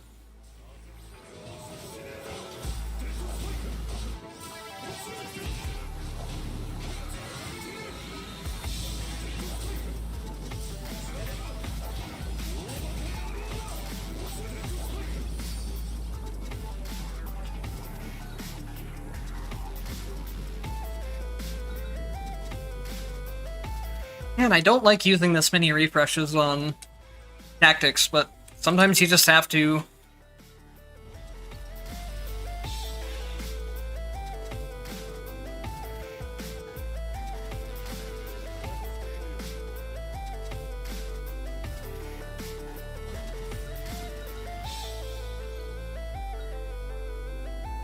Ooh, Soul Devourer, there we go. Now our damage is a lot higher.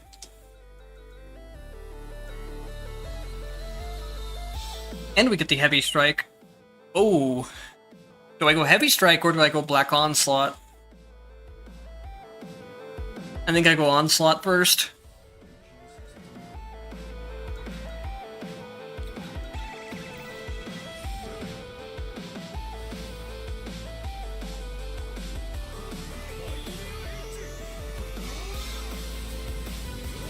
And let's just hope I don't whiff Black Onslaught. Let's just get it out of the way now. Though I could have maybe saved it to use... Where's my HP? I swear that Black Onslaught did not heal as much as I'm used to it healing.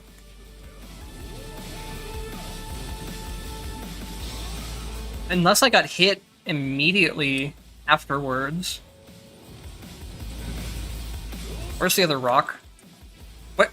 Okay, I killed him. It's fine. That's another close call.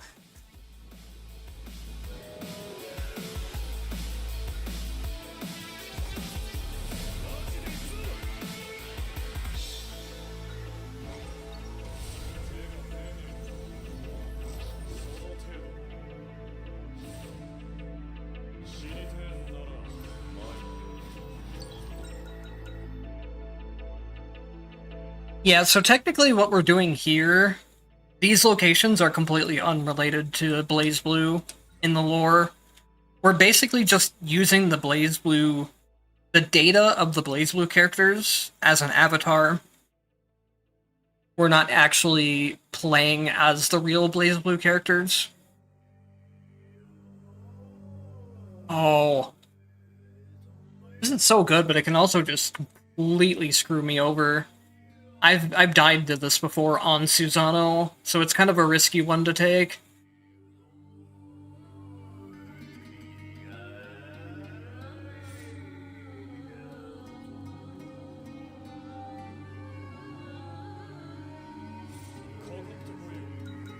Ideally, I want, like, discount coupon. That's such a good one, but I cannot reduce my air skill damage. Air Carnage Scissors is most of my damage right now.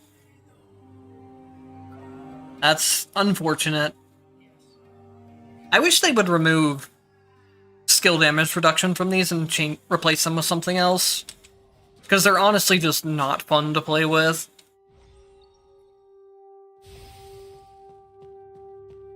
It reduces way too much of your damage.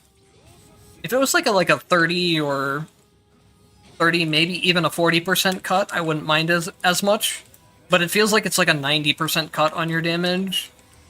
You basically just can't use that type of move anymore.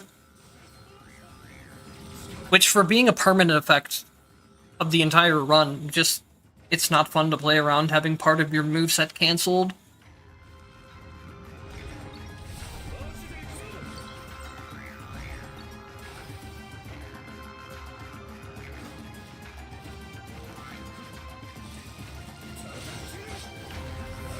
I wonder, though, with the game being tied to actual lore, if we'll get more Blazblue scenery.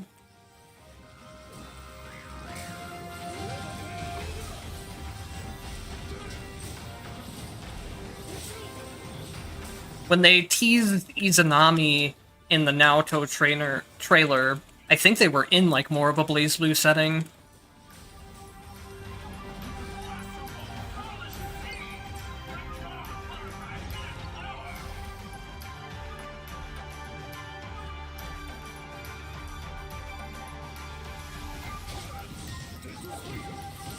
I haven't watched Gintama, but I love Ragna's voice actor.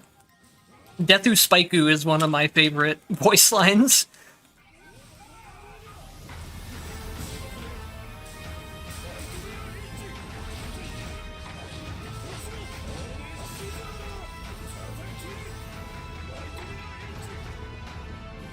If we can get both upgrades for Dead Spike, then Dead Spike becomes ridiculously powerful. I think I'm even okay with going that over going the safer route. I have enough HP built up that I'm not as worried about killing myself, though it is still definitely a possibility.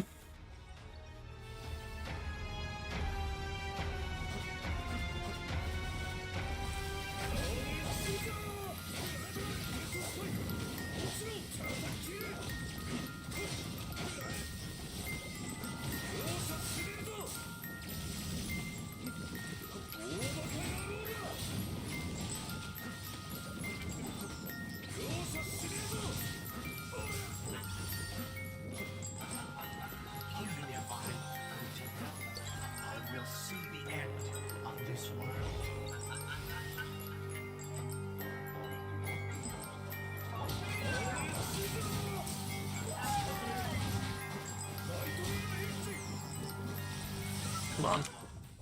I don't know what the fuck's going on with that audio in the song, but I'm not too keen on it.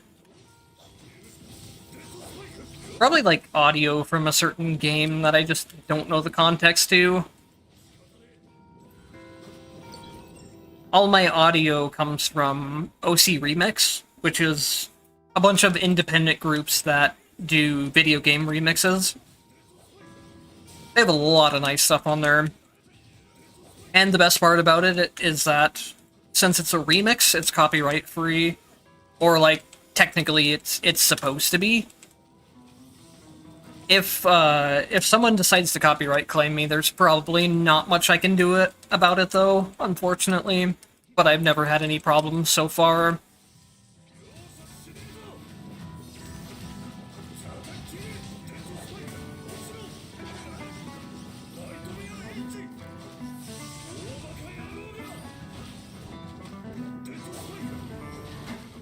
YouTube's copyright favors the person that submitted the claim so much over the person trying to dispute it, to the point of where people have and will keep abusing that system to go after people they don't like.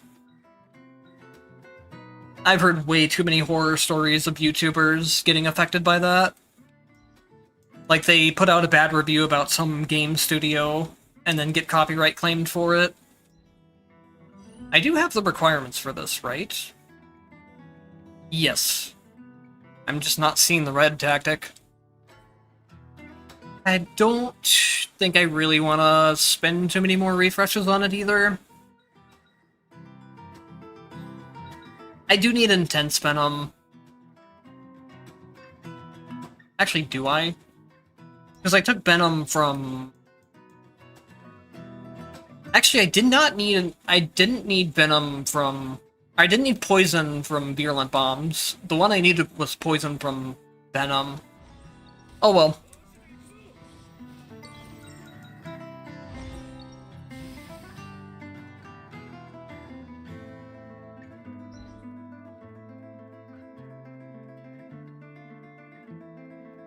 They're just using the Japanese cast right now. I don't know if the English cast will ever make a return or not. I think some of the characters that are in this game don't have an English voice actor or something. There was something about it, I don't remember quite what. Also, good luck with your Reki fight.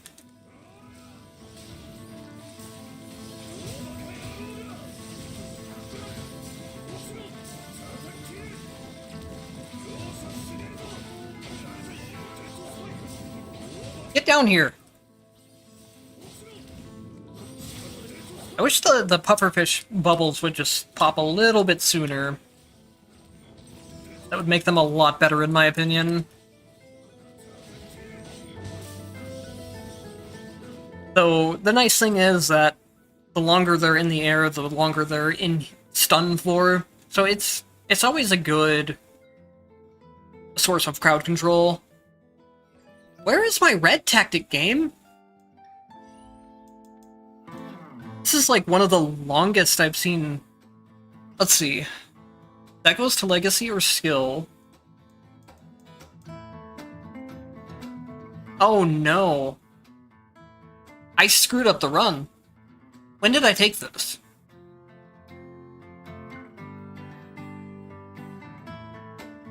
Is this in my Legacies, or did I just randomly pick it up somewhere? Ugh. We'll see if we can still win the run regardless, but I really needed a setup that involved around using Venom to lower the cooldown of Poison, to where Poison would constantly tick, and then Poison would also end up dropping Virulent Bombs. Maybe Ragna himself can carry.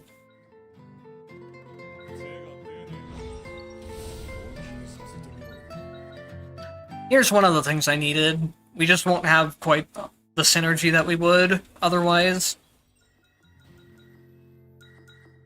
That's unfortunate, but it happens.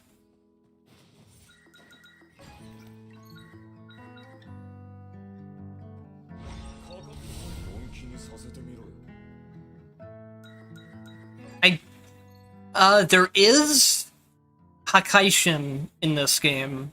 That might honestly be the only piece of Blazblue music.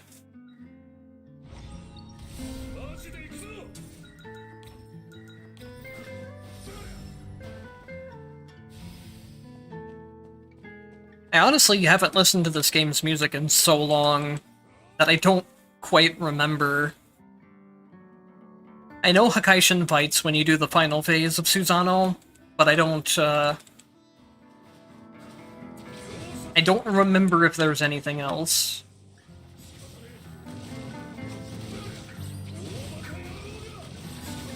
Also, I'm just curious, since you haven't seen this game before, how did you find the stream that I'm doing right now? Was it just in like your YouTube recommended videos?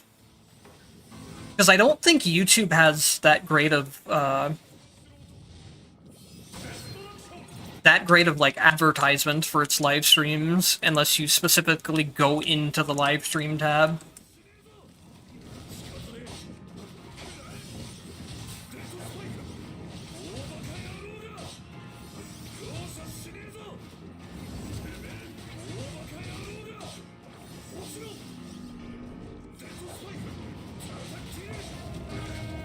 I know for sure, like, whenever I'm browsing YouTube personally, it never shows me any live streams. The only way I know that someone is live streaming is if I'm subscribed to them.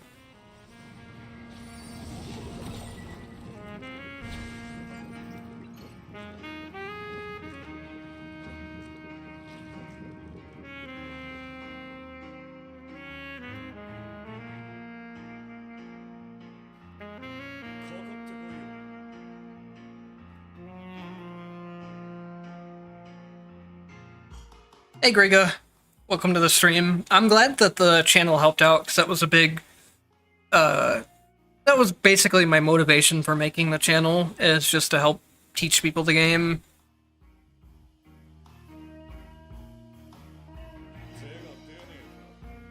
Oh, it actually recommended the live stream. That's interesting.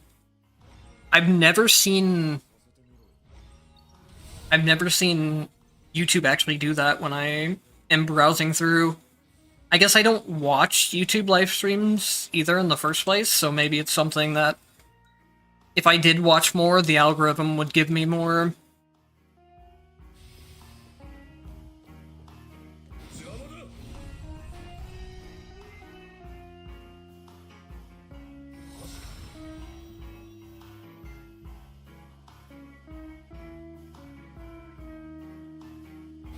Yeah, they could definitely do the tactics menu a lot better. There's nothing really... I think there needs to be more of an indication, too, that, like, these are split paths and you can only have one of them. The tactics menu is just honestly very confusing for new players.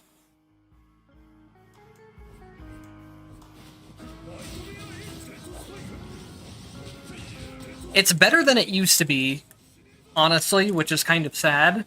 At one point, the game never even told you where what slot a red tactic would go into, so you just had to know or guess. But yeah, it could still use a lot of improvements. I'd say that's my definitely my biggest pet peeve with this game, is that it's not good at all about giving the player good information about all of its systems. I wonder if that's something maybe hopefully the story rewrite will introduce more mechanics as you clear the story, but who knows.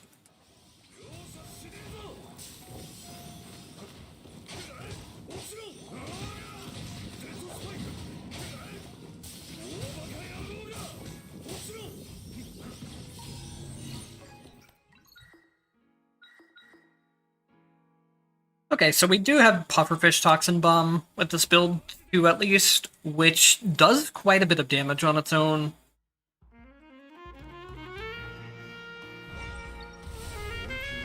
You can see if I have both of my legacies down, I get a decent chunk of Virulent Bombs out of it, which Virulent Bombs have always done pretty decent damage. It's just you need a way to trigger them more often, which is what we got.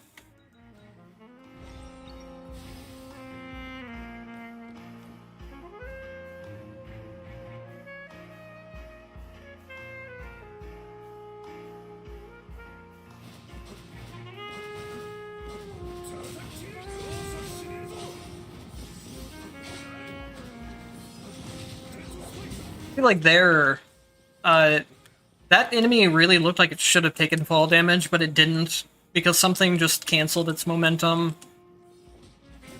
I think there's a problem with, like, the toxin itself that's on the ground can cancel them, or a bubble will get spawned from it, and then they get hit by another bubble before they even touch the ground. Which is why I don't usually run the red tactic that makes Venom spawn bubbles.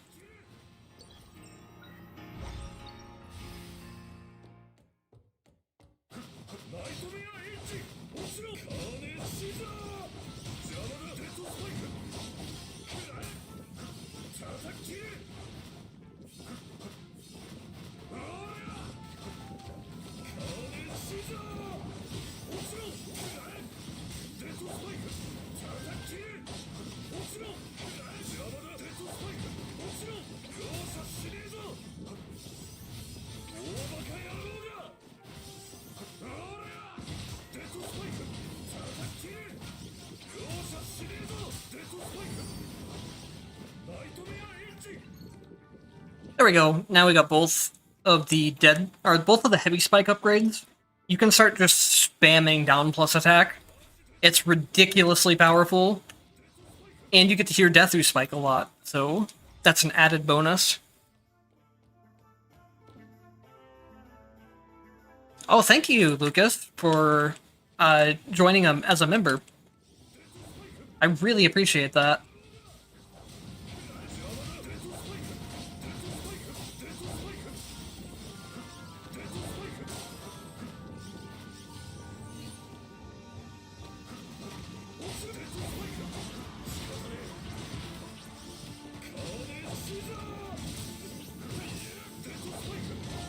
Maybe next time I get like a paycheck from YouTube, which honestly I have no idea when that will be. I've gotten one paycheck from YouTube in the several months that I've been monetized. It's not great, I'll tell you guys that much. But maybe next time if I get a paycheck for them again, one thing I need to look into is having some I need to look at having some emotes created for members. Especially if I'm going to be streaming more now. Which I think is probably what I'm going to do.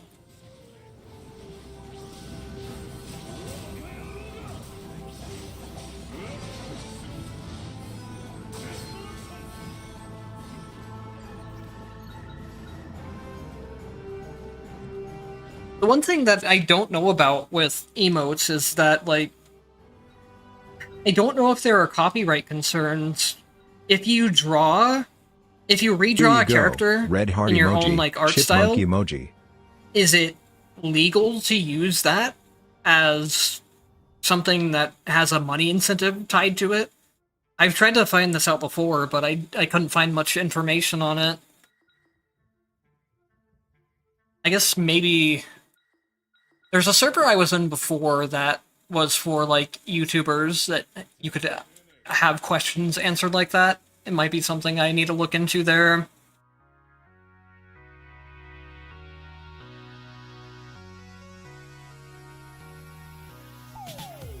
Oh, thank you so much for the super chat. Did the super chat play on stream? Hold on. Oh, sorry. It's supposed to play on stream, but I think my plugin for it is outdated. That's something I'll get updated for next time. I haven't streamed in quite a while, so I don't have everything together yet. But thank you, regardless. I really appreciate it.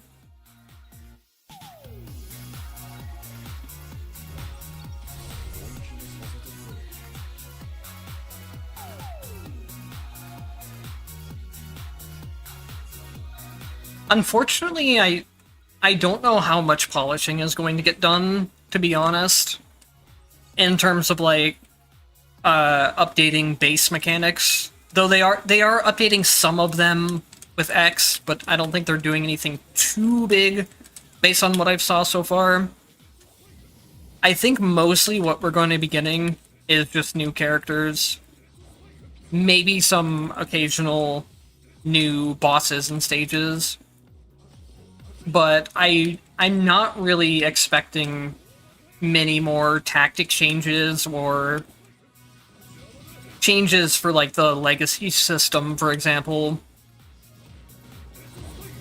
I know they said that I talked to one of the Discord moderators about it one time, and they basically cannot do any more pages on the legacy character system without rewriting the entire system, from what I understood. So I don't think we're getting any more Evo-type storage space anytime soon, unfortunately. Maybe that will prompt them to, like, do a more major overhaul of the system, hopefully. Because I know Evo-type storage space is something that's been very widely requested. A lot of people want more of it.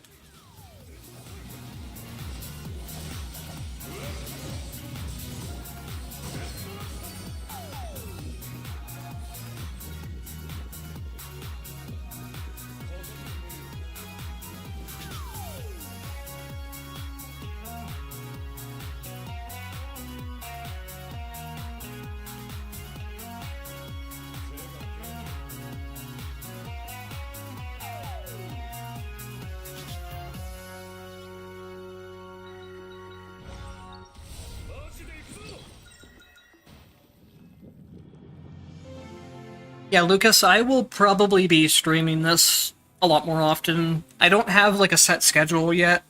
It's kind of hard for me to do a schedule anyways, just because my health is inconsistent. But I'll definitely be streaming more often here on YouTube for now. I need to look into stuff with Twitch, but I probably won't be switching over to Twitch. If I do, it will be a multi-stream, where I do on both at the same time. I'll probably just have to go with, maybe just watching one chat. The thing is, I have a really old portal that I can open YouTube from, but when I open my live stream on there, it does not have the chat for some reason. Which is unfortunate, because that's how I was going to read chat. So now I'm still having to just use my phone for now. And I can't obviously use my phone for both YouTube and Twitch chat at the same time.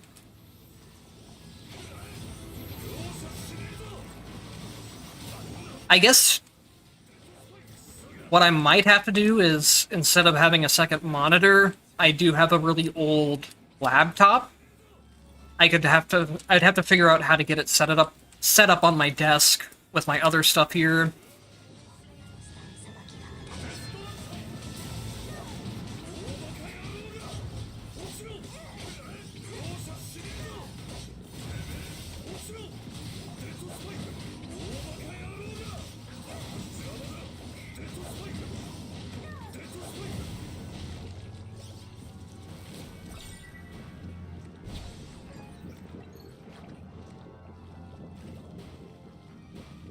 Makoto would be fun, yeah. I'm personally kind of waiting for Platinum. I think Platinum would just be a really goofy character to play. We don't really have a whole lot of goofy characters outside from Taukaka. Prisoner kind of counts as a goofy character, but it's weird. Prisoner, personality-wise, definitely has that goofiness aspect to him. I mean, he literally flips people off during one of his attacks. But his gameplay doesn't translate that same way as, like, what Taukaka does. Prisoner's gameplay is almost very serious, like Devil May Cry style gameplay, in my opinion.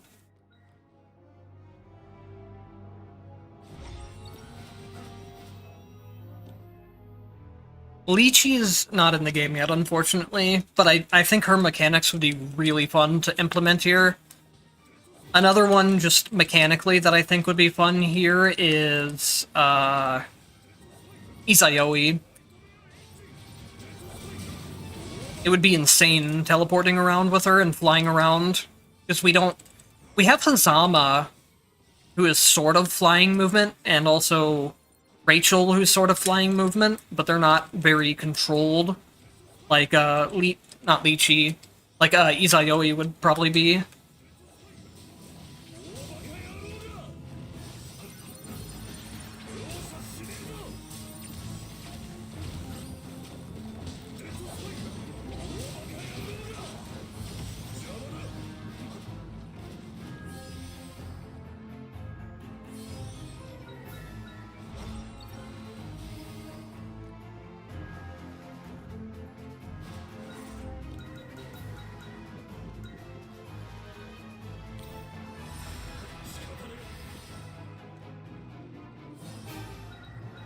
Oh, not again.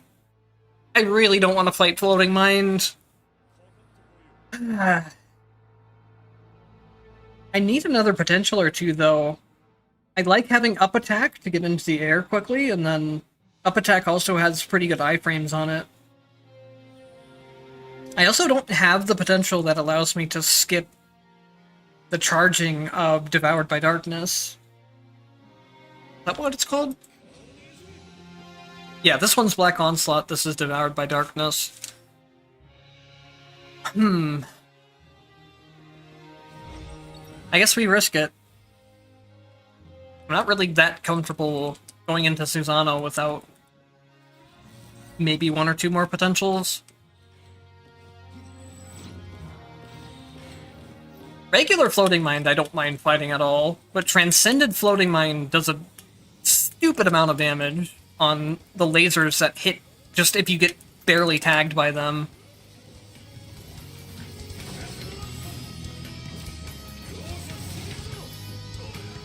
Certainly not good when I jump into projectiles, too. Oh yeah, then it crosses up. I forgot about that.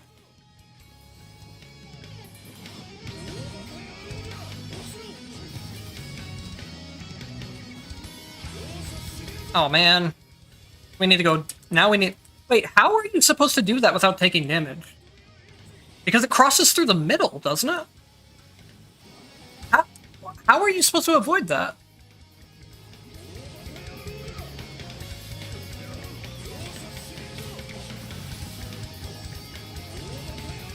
Yeah, this was a mistake.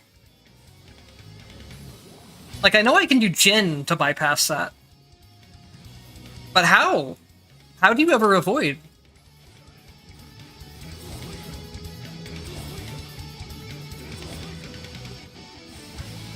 I guess you have normal dodge frames as well. Maybe there is just... That's just the only way. That's the only way that I can think of right now.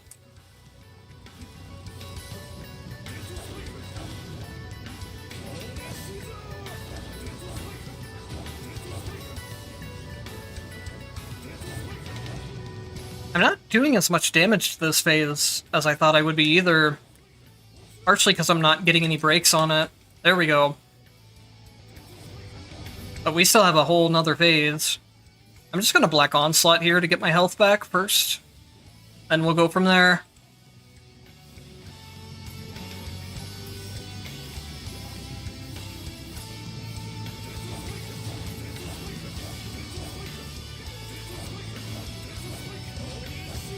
I'm really not doing damage.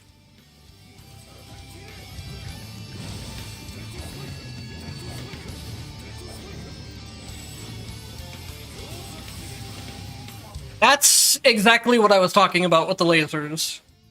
That is way too much damage for just getting tagged for a second.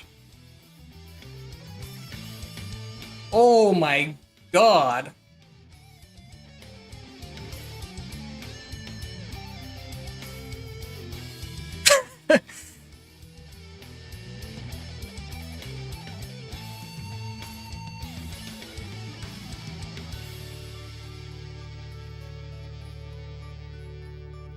Yeah, we were watching that Naoto demo earlier too.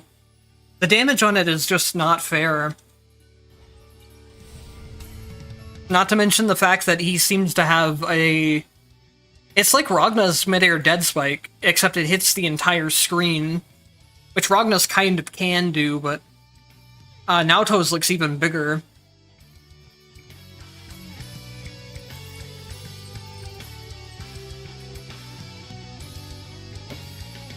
Okay guys, give me just a minute or two to go use the bathroom, and then I'll be back for one or two more runs. Probably just one, but we'll see.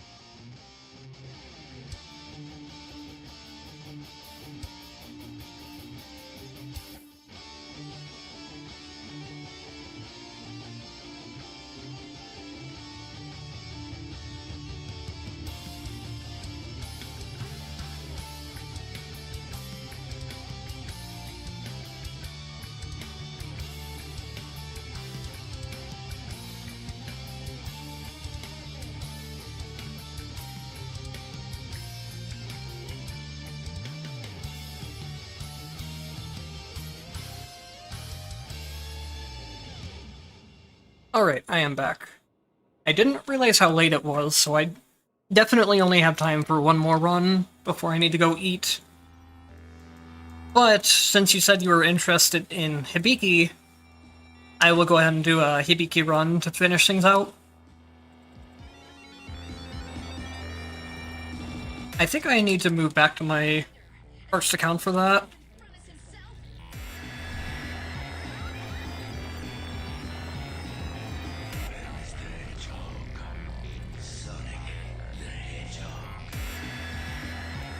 And we'll go Ice Tactics, and it's really unfortunate that Transcendence just has so much HP that you kind of need Exhilaration to really keep up. Because I would definitely like to have scaling MP throughout these runs, but it's just... Potentials are pretty much a must if you want to run a certain build. You need some source of healing to counter not getting healing from bosses. So those are two slots that are kind of unchangeable. I guess I don't technically need to run discount, but I feel like the value you get out of it is way too high as well.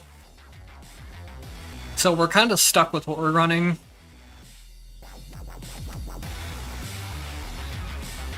Oh, wait, is this...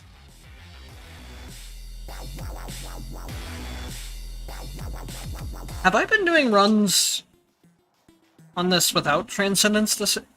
No, I know I had Transcendence enabled at one point, because I had the refresh count for it. I wonder if that got turned off for the Hazama run. I'm trying to think now. It might have accidentally got turned off when I was showing what the upgrade does. Maybe that's why I thought Hazama was doing so much damage. It just wasn't in Transcendence.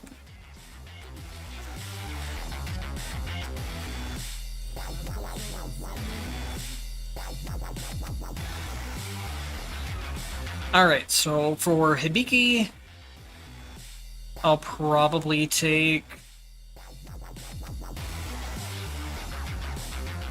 I could go attack range with skill cold and just go the standard damage build. Hibiki really needs skill cold. Otherwise, you just don't have the damage output, I feel like.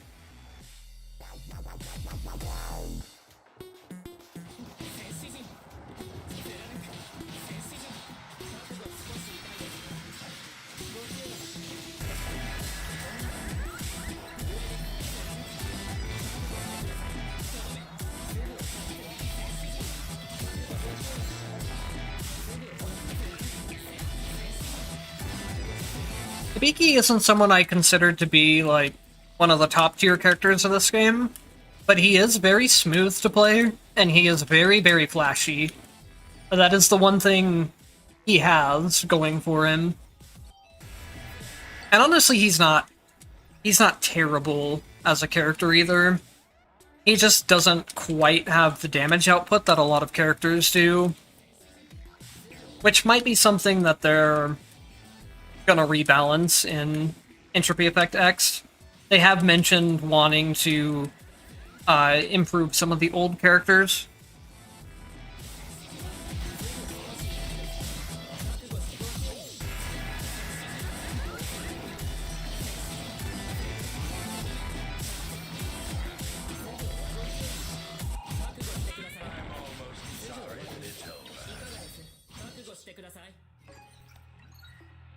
Welcome back. If you didn't see it, we ate shit in the Ragnar run because Transcended Floating Mind went into third phase and just deleted me instantly, basically. The damage that those lasers do is way too high on Transcendence. Because the thing is, the lasers are really high hit rate, so when they get buffed by Transcendence damage, it's insane.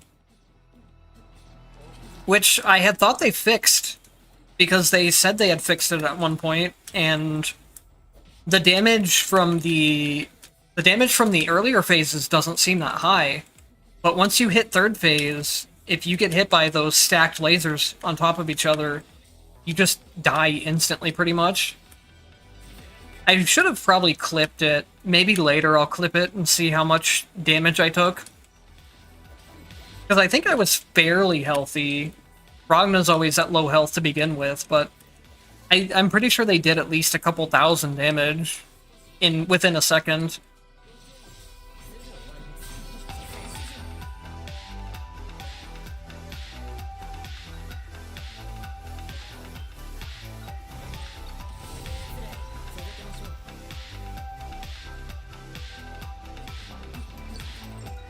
If I could get some Umbra for dashes, that would go nicely with this build too. Might be a little hard to find Umbra though, since we're running... Honestly, I don't think I needed to run Frost Chance, but it's fine. I'm not gonna go back and switch it now.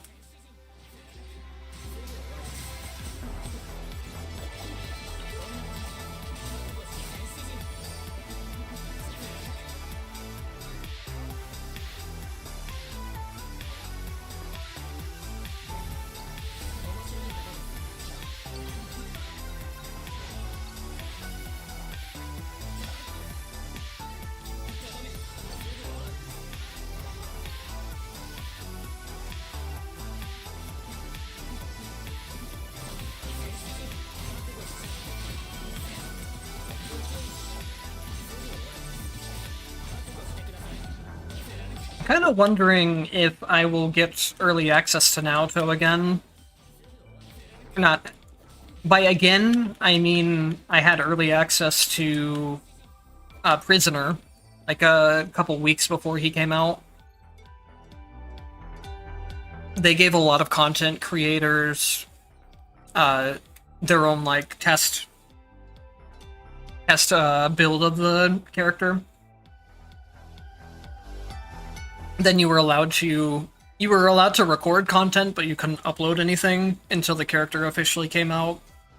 It's just a nice way of getting content creators more interested in uploading stuff for the game by allowing them to have their content out on day one, which is a nice thing. I was kind of surprised to see them actually paying attention to English content creators.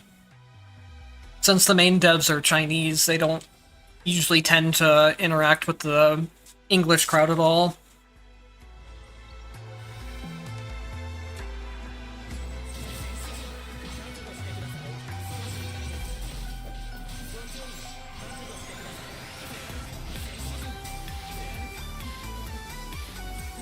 Only problem with me getting him early is that I can't do a day one stream where I'm learning the character on stream, which I don't really personally like doing anyways, but I've heard a lot of people say that they want to see me learn the characters, which is interesting to me.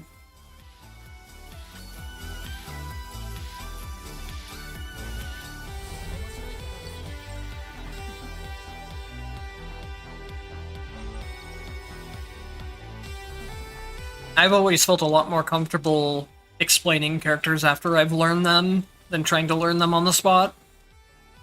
And usually when I watch people online too, I usually prefer people that are experienced rather than playing for the first time.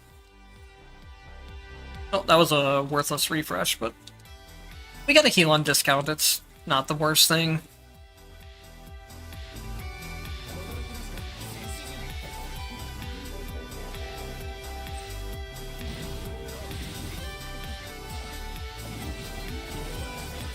I guess the only other thing that I would maybe be a little worried about too is that I hope that the PC version of Entropy Effect X isn't too delayed. They said they wanted to have it out around the same time as console, but I don't think they ever gave a full confirmation.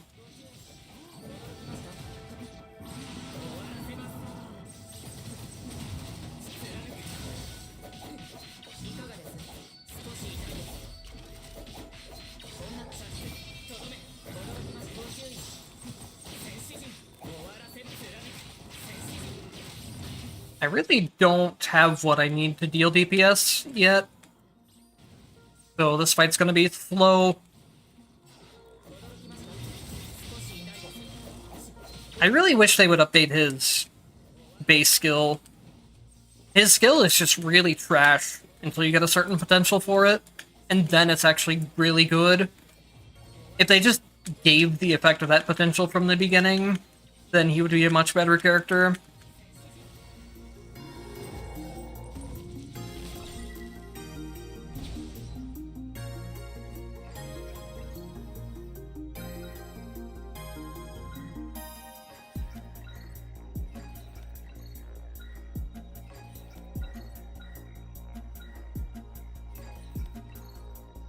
There we go. This is exactly what I was talking about. The Oblivion Glaives normally just only hit once, but once you have this upgrade for them, they follow you and constantly attack, which makes them just a million times better.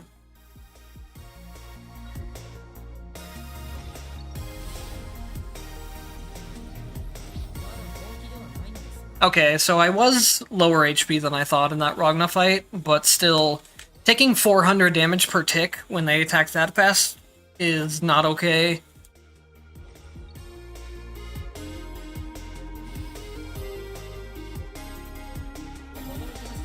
That third phase always trips me up. I'm so used to killing it before it goes into third phase that I don't have to deal with it too often. I know there is a certain way to dodge it, but it's a very specific movement pattern you have to do. I just wasn't ready for it.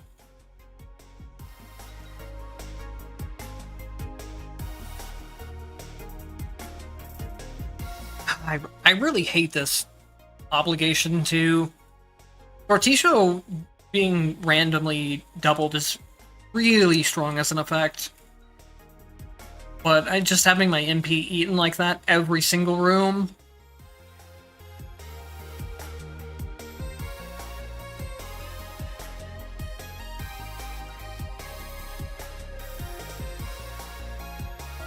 This one is really nice for Hibiki. I think we can probably outpace the timer, hopefully.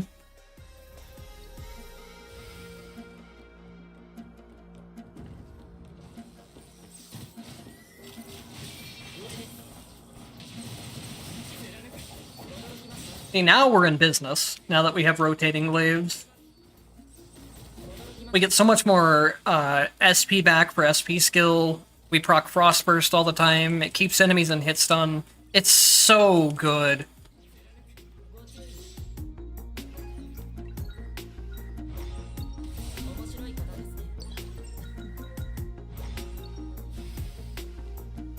Accidentally perfect cleared non. Nice. It's always fun when you just randomly just crash on a boss like that.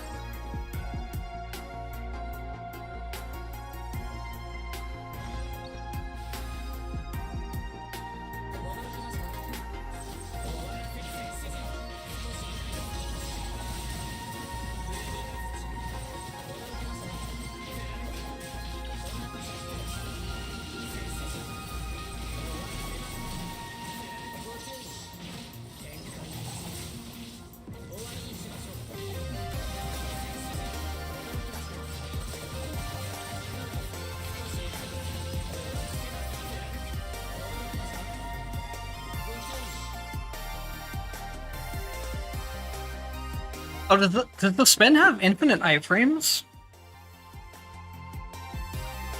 I don't remember the spin having iframes before.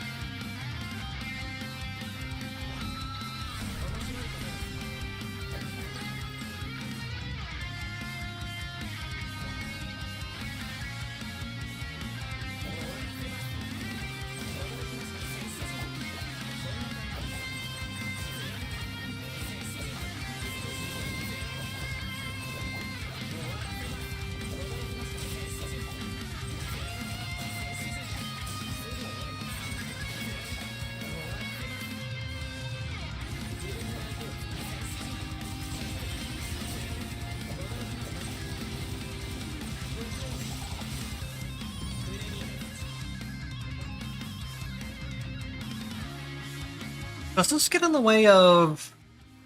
This goes to Summoner, this goes to Dash, so we're fine.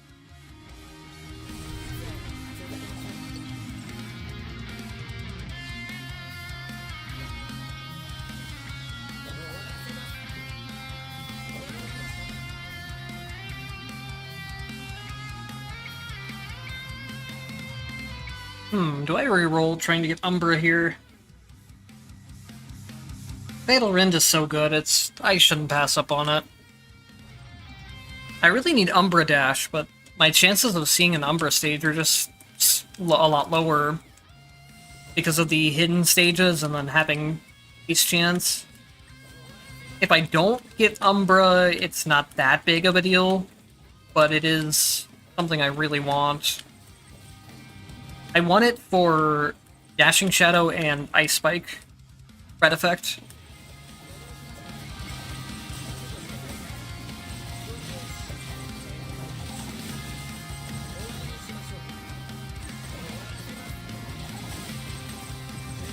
Oh yeah, another question I have for you guys is... hang on a second. Come on. There we go, Dashing Shadow.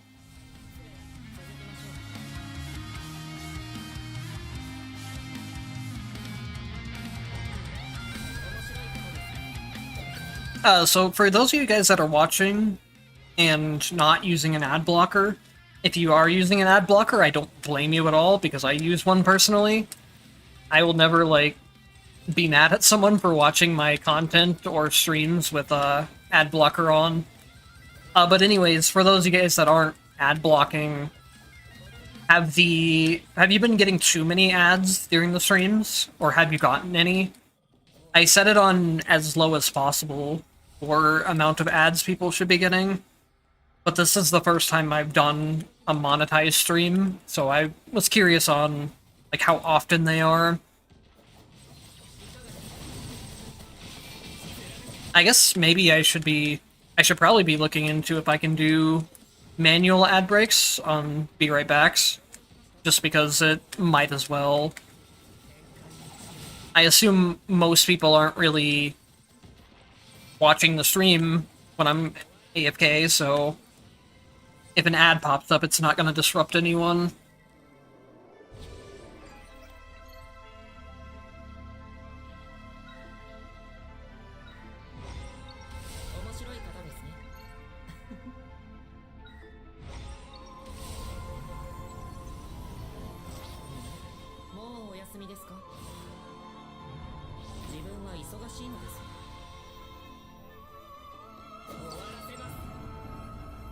Jin's extended guard is so good. I never realized how good the block effects were until I started using them with Hyoten Danka, or hold attack for a much easier way of remembering it. That's one thing I really undervalued on Jin for the longest time.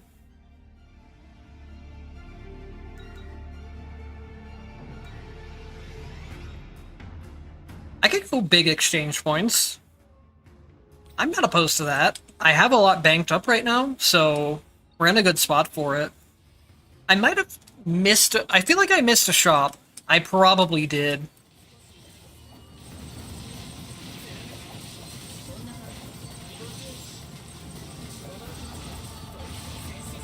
Because I definitely should not have this much exchange points saved up. Usually I don't miss the shops, but it is last run of the day, so I'm probably not as aware as I normally am.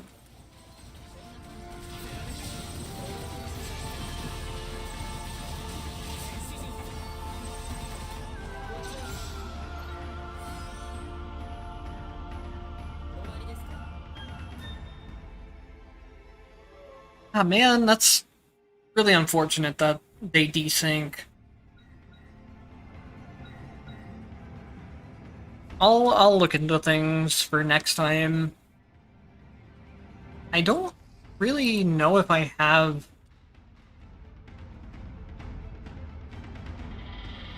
I'm looking just real quick to see if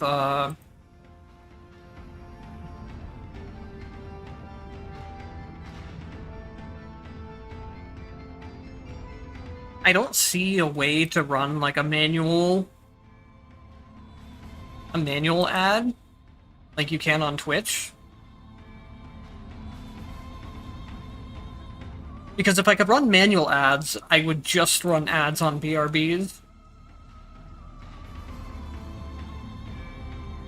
That would be ideal for me. Because, yeah, I totally agree with your sentiment that if it happens during the middle of just a random conversation or after you ask a question, it is very annoying. On Twitch, I think you can, like, schedule them, because I've seen people have, like, bot warnings that a ad break was supposed to start at a certain time, but there was a schedule option on this, I guess. I put it to just automatic for this time, because I haven't looked into things too much. The problem with, like, scheduling them, too, is going to be the same thing. It's just going to cut off mid-conversation, maybe. It's scheduled as in, like, I think they would play every certain amount of minutes, or I would have to schedule them for a set time. I don't see just, like, a button I can click to run manual ads, which is what I would want. But it's something I can look into. Luckily for these type of things, there's plenty of resources out there. It hasn't been too Wait, did I just... I fully refunded my SP skill by using my SP skill. That is amazing. But yeah, I was able to teach myself, like, the basics of video editing and YouTube pretty easily. So I don't think streaming... Well, honestly, I had to teach myself a lot of stuff about streaming, too, but I haven't done anything too advanced with it.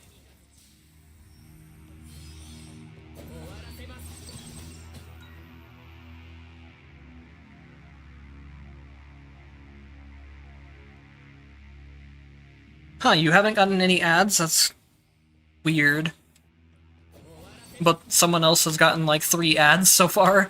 And you guys have been in here for similar amounts of time, it feels like. Maybe if you're leaving and coming back to the stream, it resets the timer on your ads.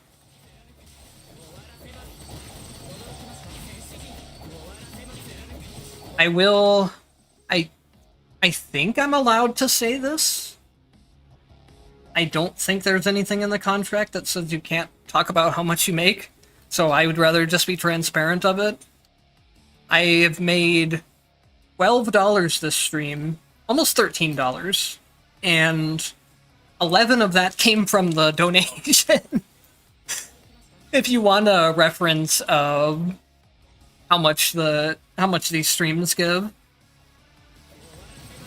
Which honestly, if I've made $2, almost $2 in ads for like 3 hours of streaming to like 10 viewers at max at a time, I think there's been anywhere between sometimes down to 4, sometimes up to 10 to 15.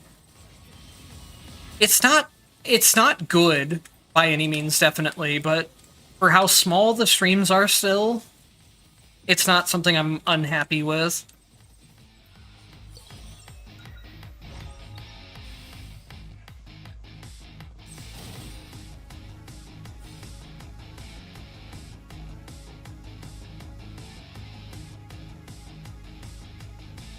Hello, Leon. Welcome to the stream.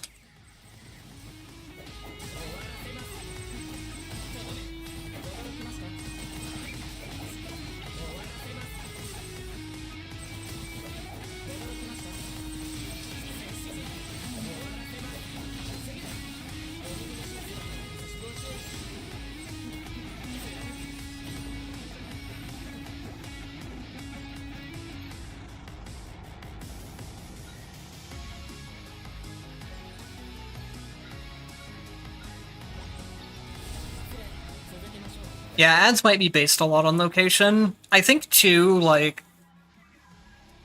I think if someone clicks the ad, you get more out of it, rather than if they just watch the ad. At least I know that was the case with old YouTube, which It makes sense if someone clicks the ad that you're watching, it means that the ad was more effective, which is something that's completely out of my control, so it's kind of fucked up that it matters. That's more on YouTube to show people the correct ad that they want to see. It's nothing I have any control over. Well, for the most part. I do have some certain settings, so like, there are types of ads I just won't allow on my channel. Like ads, you shouldn't get any ads with adult content, you shouldn't get any ads that advocate gambling. But with how much of a gray area there is with like mobile games just being basically gambling casinos, I wouldn't be surprised if like certain mobile games still go through that I would consider gambling.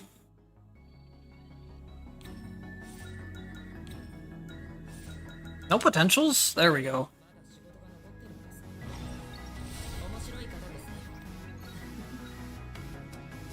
We want to run for Legacy. I think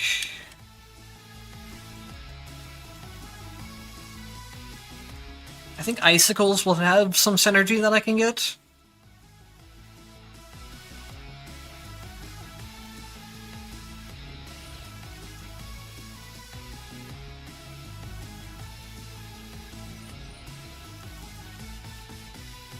Yes, Icicles will go with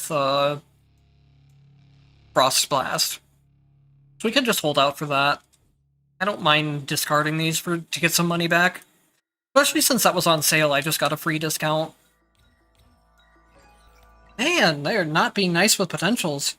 I still don't have Inlos Lace, which I don't need, but it is a great source of damage.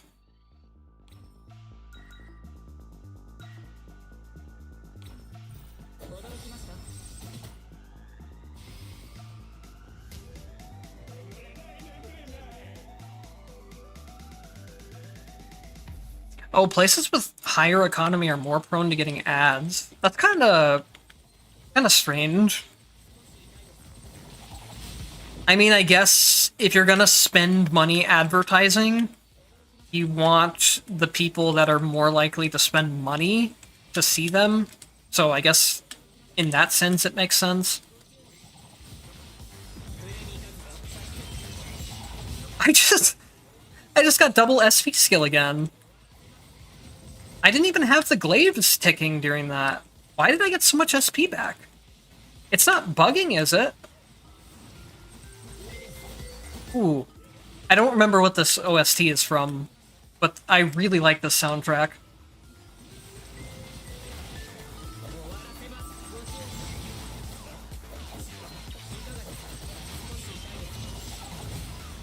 What the? I just got full refund on SP again.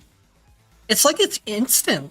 I'm used to it giving a whole lot of SP back, but it's weird that it's coming back so early on in the animation. That is strange. I don't remember that happening like that before.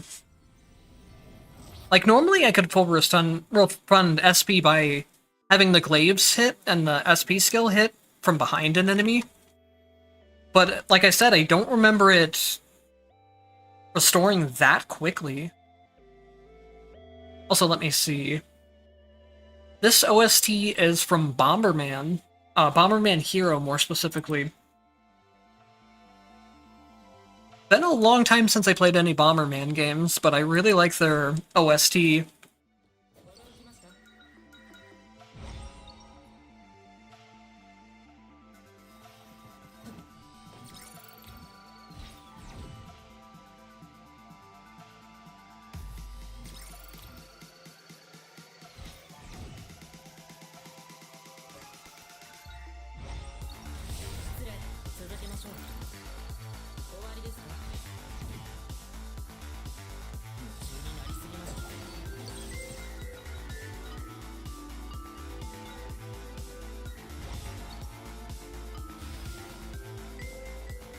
Yeah. Bomberman was one of the games I grew up with on PC way back as a wee child. The games I grew up on were basically Bomberman, StarCraft 1, Warcraft 2 and 3, I'm really showing my age with those games, but I don't care. Let's see, what other games? Tales of Symphonia was one of my favorite childhood games, too. That one I played when I was a lot older.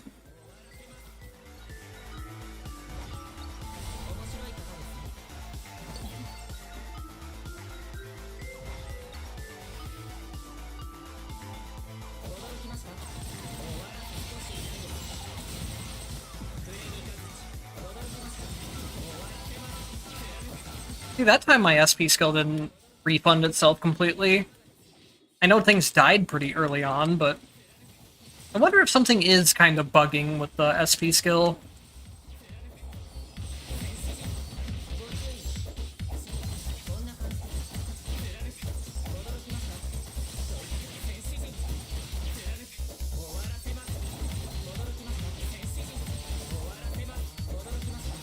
Neo Geo and Sega games, nice.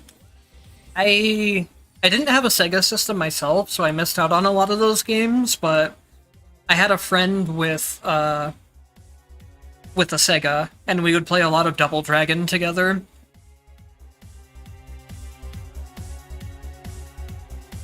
There was that, and what was the other one?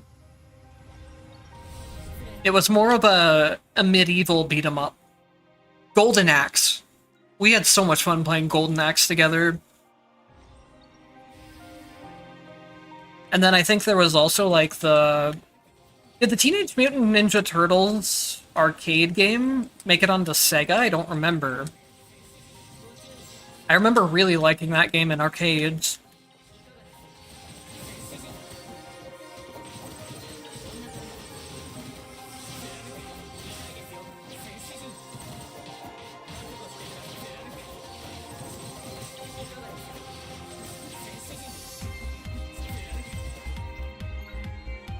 Nice, good job with Reki.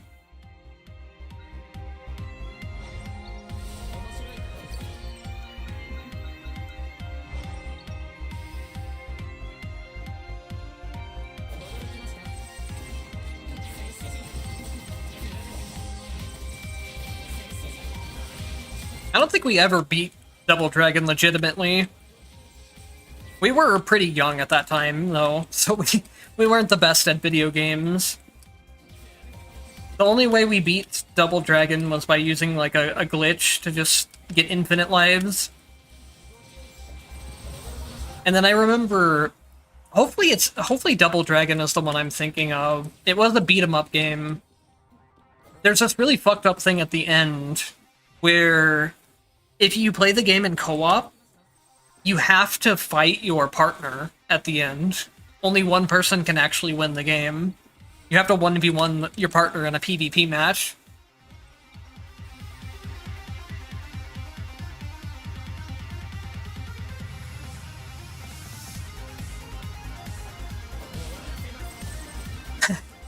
Yeah, I don't blame you for rage quitting. Games back then, in general, were way harder than they are today. Partially because there was just less game to play. They wanted to extend the lifetimes. And I think part of it comes from the mentality, too, that home consoles, I think, generated based off of just a way to bring arcades to the home, obviously. Hence the name home console. And a lot of arcade games are built in mind with making you lose on purpose. That way you have to put in more money. So I think a lot of the early games adapted that mindset.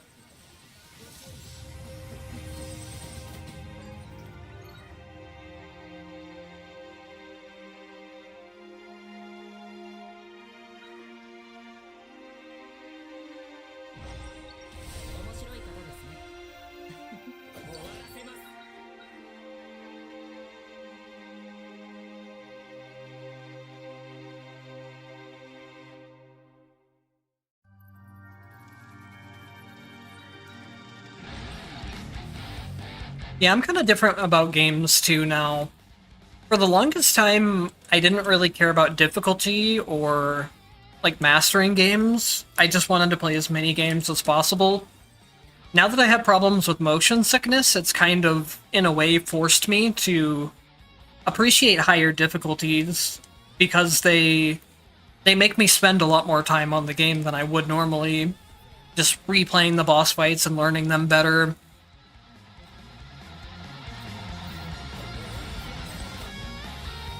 And then obviously, doing YouTube for any game I want to show up on there extends the lifetime of the game I want to do too, because it just gives me more of a reason to play the game. It's kind of unfortunate that other games I show off that aren't roguelikes the same as this one don't really tend to get a lot of views, which I don't...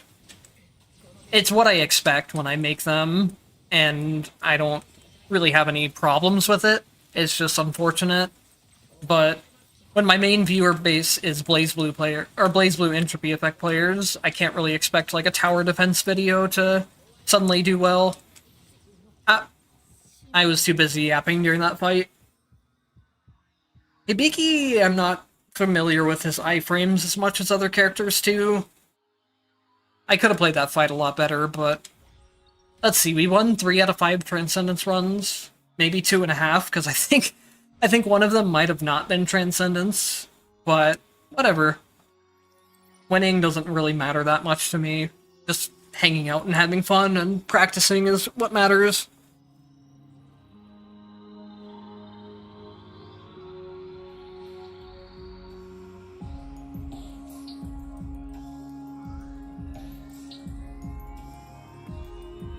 Speaking of Devil May Cry, one thing I need to try out more often is, let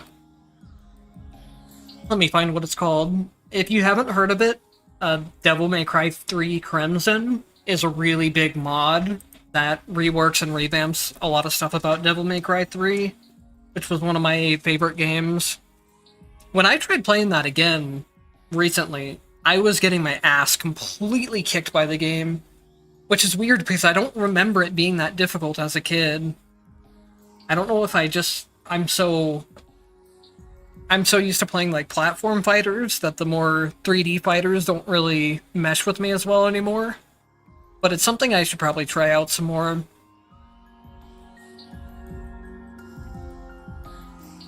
DMC3 just as a base game I think is really good. It is like showing its dating a little bit more, which the Crimson mod helps out a lot with, but I think it is still very good as a game today.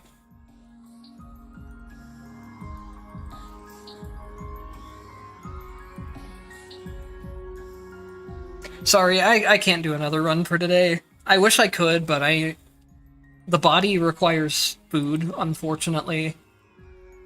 So I will be ending the stream now. There will be some more throughout the next week. I don't exactly have a set date or time for it, but I will be streaming more frequently now than before. Probably not going to be a whole lot of content creation in terms of videos until X comes out, but there will be some more streams over time. So thank you to everyone that showed up to the stream and chatted. I had fun playing and chatting with you guys. And then, obviously, big shout out to Lucas for becoming a VIP and the super chat before.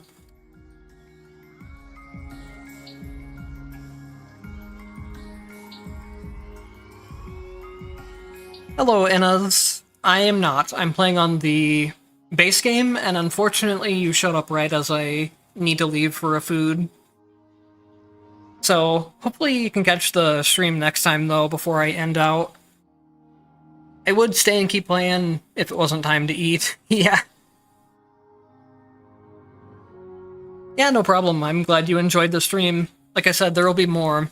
So, thank you guys for watching, and I'll see you next time.